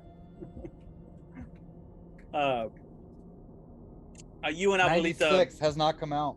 Yeah, I mean, you see Abuelita still fretting over the fact that that nice young girl disappeared. And where's the other girl, by the way? Like, she's completely oblivious to what's going on. You pack it up and head up the elevator, and then make the access on the roof. And standing there in an all black suit is this guy with an earpiece and sunglasses on. He's standing near the helo with, arms folded neatly in front of him. He doesn't seem to react much to anything that's going on. There's still, screams and explosions taking place downstairs, and he doesn't seem to be responding to it at all. But he sees you, and as you approach, he kind of like moves to meet you and to stop you from getting any closer to the helicopter. How do you react? I have a question. Yes. What ethnicity do you think this man is? Would you say this man He is is? the pastiest shade of white you've ever seen. Like, he's pale as hell. Okay, so it's not who I was fearing it was. He looks like one of the agents from the Matrix, and he just kind of like stands up and wordlessly puts a hand out in front of him, like, halt. How do y'all respond to that? Howdy. He doesn't respond to that. He just stands in your way. The man on the phone said we could use the helicopter for getting rid of Ramirez. You see the old lady is just like, like to get out of here, and like she's moving like this, and he kind of like notices that she's moving and moves to intercept her. John, do you or Francine do anything? Yeah, John's gonna go ahead and play with him. He's gonna go, please, you have to let us on. We have to get out of here. You're pleading with him? It doesn't seem to Yeah. work. Francine? Is the attempt that are you just trying to distract him? Is that the idea? Oh, she's going to throw herself at him. Okay. In what way? I need to know in what way. Gonna bat your Not- eyes at him and Gonna, Not- gonna open not a a- couple like buttons. tackle, like straight up like jump at him. Attack, like a tackle, I guess. Okay. Um, That's definitely you can definitely try. I mean, Go ahead he's and, probably not expecting it. We'll see how it goes. Go ahead and roll however many dice you like. You have your human dice. You have you can leverage your insight die. I don't think as a what is this? What did you pick? Logistics manager? Logistics manager. You have an occupational die that you can throw behind this, but you can throw 2 dice. Wait, can a logistics manager fly a helicopter? Maybe. We'll see. You can try, but you might fail. I'm gonna You need to put beat a the- 5 or higher. I rolled a 6. Roll a 6. Get the fuck out of here. Wow. Okay. Eric, she's like ruining your day with all these 6s. Go ahead and explain to me how you tackled the shit out of the MIB up here on the roof. Okay, so I said that she used to work at a daycare. Part of that in the was just you have to be quick on your feet, and you have to be able to Chase down those kids that were running Chase around down without, those kids. with no diaper. yes. So she is in better shape than you're expecting her to be. Oh boy. Um, Nice. And what's more, one of her older sons used to be a linebacker, and she used to practice with him. So she knows just how to take this guy down. You push him over the side of the building, and he Right. holds on to dear life, and then his like skin tears. Roll insight, all of you, when you see this. What would Francine's insight be? Well, you're just starting, so but you've obviously already saw your friends being sawed in half and stuff. So let's just say you start at 2. Okay. Go ahead and roll your John has a insight. 2. Roll a 1. Well, 1. Somehow, some way, as you're holding your Employee of the Year plaque, you're holding it together. But the thing that was inside this human suit is now coming out and crawling on the side of the building, making its way up towards you. What did the rest of you roll for your insight? John rolled a 2. You rolled a 2? Wait, you're at 2, aren't you? Yep. John's at 2. Dude, you are holding this sanity down. You're like, I'm fine. I'm cool as ice. Earl? I also got a 2. Nice. So you're like, I've seen worse shit than that, but that's fucked up. I wish I had another pocket dog. You see it slow, like it's having to like basically crawl back up and over the edge, and its many eyes and mouths start forming. Kind of looks something like this. I don't need the picture. I know what it is. It's an amalgamation of things, greenish in color, like tentacles and mouths and eyes that just sort of appear and disappear behind this amalgamous coalescing thing as it's crawling up the side of the building. And then it just sort of pours itself onto the ledge and starts coalescing again, freaking everybody the fuck out. Abuelita screams and faints. If you're going to try to get into the helicopter and get out of here, one of you is gonna have to grab a hold of Abuelita, and the other person's probably gonna need to deal with this thing. Well, luckily, there's volunteers? 3 of us. Yes. I will grab Abuelita. John's related to a helicopter pilot, or has been in a helicopter ride before, so he's our expert. Somehow, by some measure. Sure. Okay. Yeah. So you grab Abuelita, you secure her in the helo as this thing started to like put itself back together again. Francine, how are you reacting to this thing and what's happening right now? Well,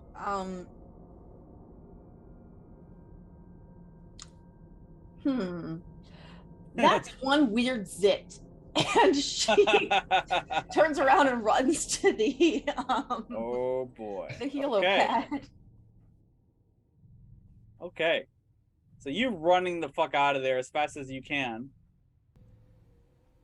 I need a roll from each of you to try to escape. If you're all trying to get into the helo at the same time and no one's staying behind to keep the monster at bay, I'm gonna roll the monster. And thank the Lord. Wow. Okay. I saw that roll in roll 20. John rolls Just so everybody's aware, those of you at home, I have incredibly bad luck with dice, no matter what kind they are. And I rolled 3 dice because this is a dangerous fucking monster. I rolled all ones. Okay. I also have this problem when I am the GM.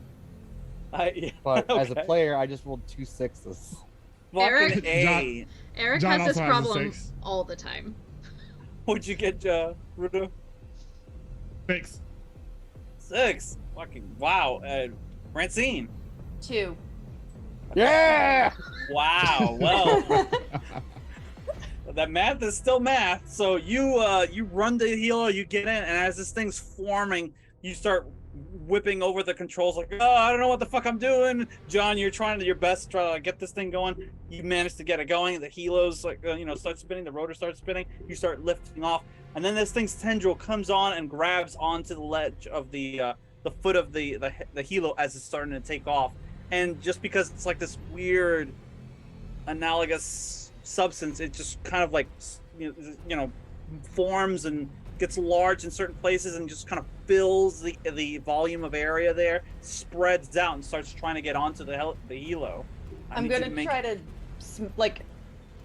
I know it doesn't actually have knuckles or fingers, but she's gonna just react the way she might if someone was like with knuckles or fingers was holding on. So she tries to smash it with her award. Fantastic. I need you to roll the dice, please. And I need John, I need you to make the piloting roll of all of your lives because it depends on it. Okay? I'm certain John's got all his rerolls left. Earl, you're not piloting, so what's that? He's gonna try to grab a flare gun and shoot this thing. That is amazing. Maybe it'll distract it. Both of you roll your dice. Let me know what you get. John rolls a 6. Yep. You rolled a 6. I rolled a 5, a 4, and a 5. Okay. Because if you would have failed this piloting roll, say goodbye to all of your characters. Okay. So you made it with aplomb. I go up to 4 insight. Shit. Okay. So yeah, you hit this thing as hard as you can with your award, and you see it's like tendrils like splitting apart and then reforming and trying to grab a hold of other places on the helo. And just then, Earl's like, hold on a second. He leans in, grabs the flare gun, shoots it in one of its many eyes, and it kind of flinches for a second, and that's all the time that you need. John, you pull away and you move the helo blades by coincidence or by luck. It moves and you move with it, and it gets caught in the rotor and it just gets shredded to pieces and just gets to splat apart on the side of the building. And then the building explodes. As the clock now moves to the last iteration of time, you see the building explode from the bottom up. Just boom, boom, boom, and the entire building starts collapsing in on itself. Almost, and there's a sort of like an implosion that takes place like central to that, and it's like this is 1995. Never seen anything like this before. Portions of it just get sucked in, and the rest of the building just collapses straight down, and it's just a huge dust cloud that fills the air. And with that, you're thrown. The helo is thrown out, but you manage to maintain control and get clear of the collapsing Stuyvesant Tower. And that's the game, everybody. Hooray! You survived the thing that should have probably killed you all, but I have terrible luck at dice. What can I say? Apparently, Jay is a freaking god. Man, nothing but awesome rolls for Yeah, the dice for came in Brutal clutch. all night long, like from beginning to end. Like, I salute you, sir. You did very well. Holy shit! Nice finally behaved for once. Right? All right. Well, I'm glad everybody here had. I hope everybody here had a good time. That's all the time that we have for this. Hope you all enjoyed watching the show as well. We'll resume our regularly scheduled programming next Thursday at 9 p.m. Eastern Standard Time. If you enjoyed tonight's program, you feel free to check out the other awesome adventures and terrifying tales. We have, let's see, today is Thursday. Nothing for Friday, but on Saturday we have Pathfinder, Strange Aeons. And Sunday, Roadhouse Blues, Hunter the Reckoning continues. Starting next Monday, we have Cthulhu Cthulhu being run by Stolen Fires, Rachel. And it's going to be awesome, so stay tuned for that. Players, remind everybody who you are, where they can find you online, and where they can find you on next here at Warple Tales. Beginning with Ben. Hi, Ben, Big Dad, Chief Yeoman of Big Dad Industries. I'm going to announce it here. V5 short actual play. Gonna be on my channel starting at the end of this month. We've got a cool cast that includes me as a player in a vampire game, so that should be fun. I'm not gonna make any more announcement than that for it, but yeah, you can catch me on Sunday here playing Hunter. Nice. Rosie. Hello, I am Rosie, regular size mom. You can find me on Twitter at mom_sized, or on Twitter, Etsy, TikTok, and Instagram as Odd Duck Dice, because dice make me happy. So to maintain my sanity during the pandemic, I started making them. My logo's a platypus. May the odds be in your favor. You can find me on Vorpal Tales on Thursdays, and yes, Eric has a set. You can find me on Vorpal Tales on Thursdays and Sundays, playing whatever teller tells me I'm playing. If you enjoy games like this that use D6s, Monster Hearts, Powered by the Apocalypse, I make adorable 66 sets with little paw prints. They're very cute. So, I hope you have a good week. Excellent. Jay. Hi, my name is Jay Tarudo. You can find me in that Jay Tarudo. You can find me on either my personal channel streaming or on the Smite Game channel streaming over there.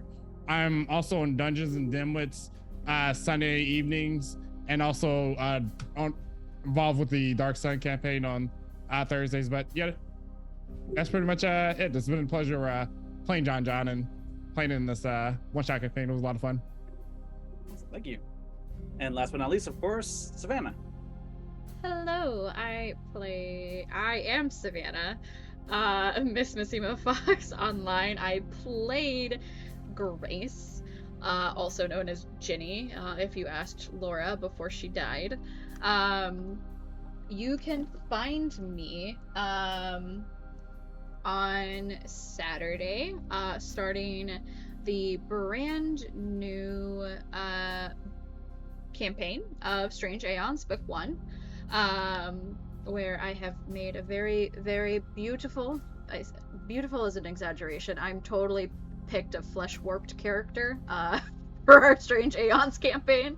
And then you can find me on Sunday for some Roadhouse Blues and hunters that totally don't get along and want to argue with each other while we're getting attacked by a demon. So it's fine. Don't worry about it. Sounds like a standard hunter game from the sounds of it. Yeah. Yeah. I've been Eric at Modern Recluse Online. You can find me back here on Monday night after dark for Cthulhu Cthulhu with Stolen Fires as the GM. Check it out. It's going to be rad. Big thanks as always to our patrons for supporting what we do. If you want to be awesome and do the same, check out the Patreon page at patreon.com/rolepotatoes and keep up to date on what we're doing with the calendar on rolepotatoes.com. Thanks to you, our viewers and fans, for tuning in as well. And remember, don't stare too long into that bliss, lest it too stare back into your soul.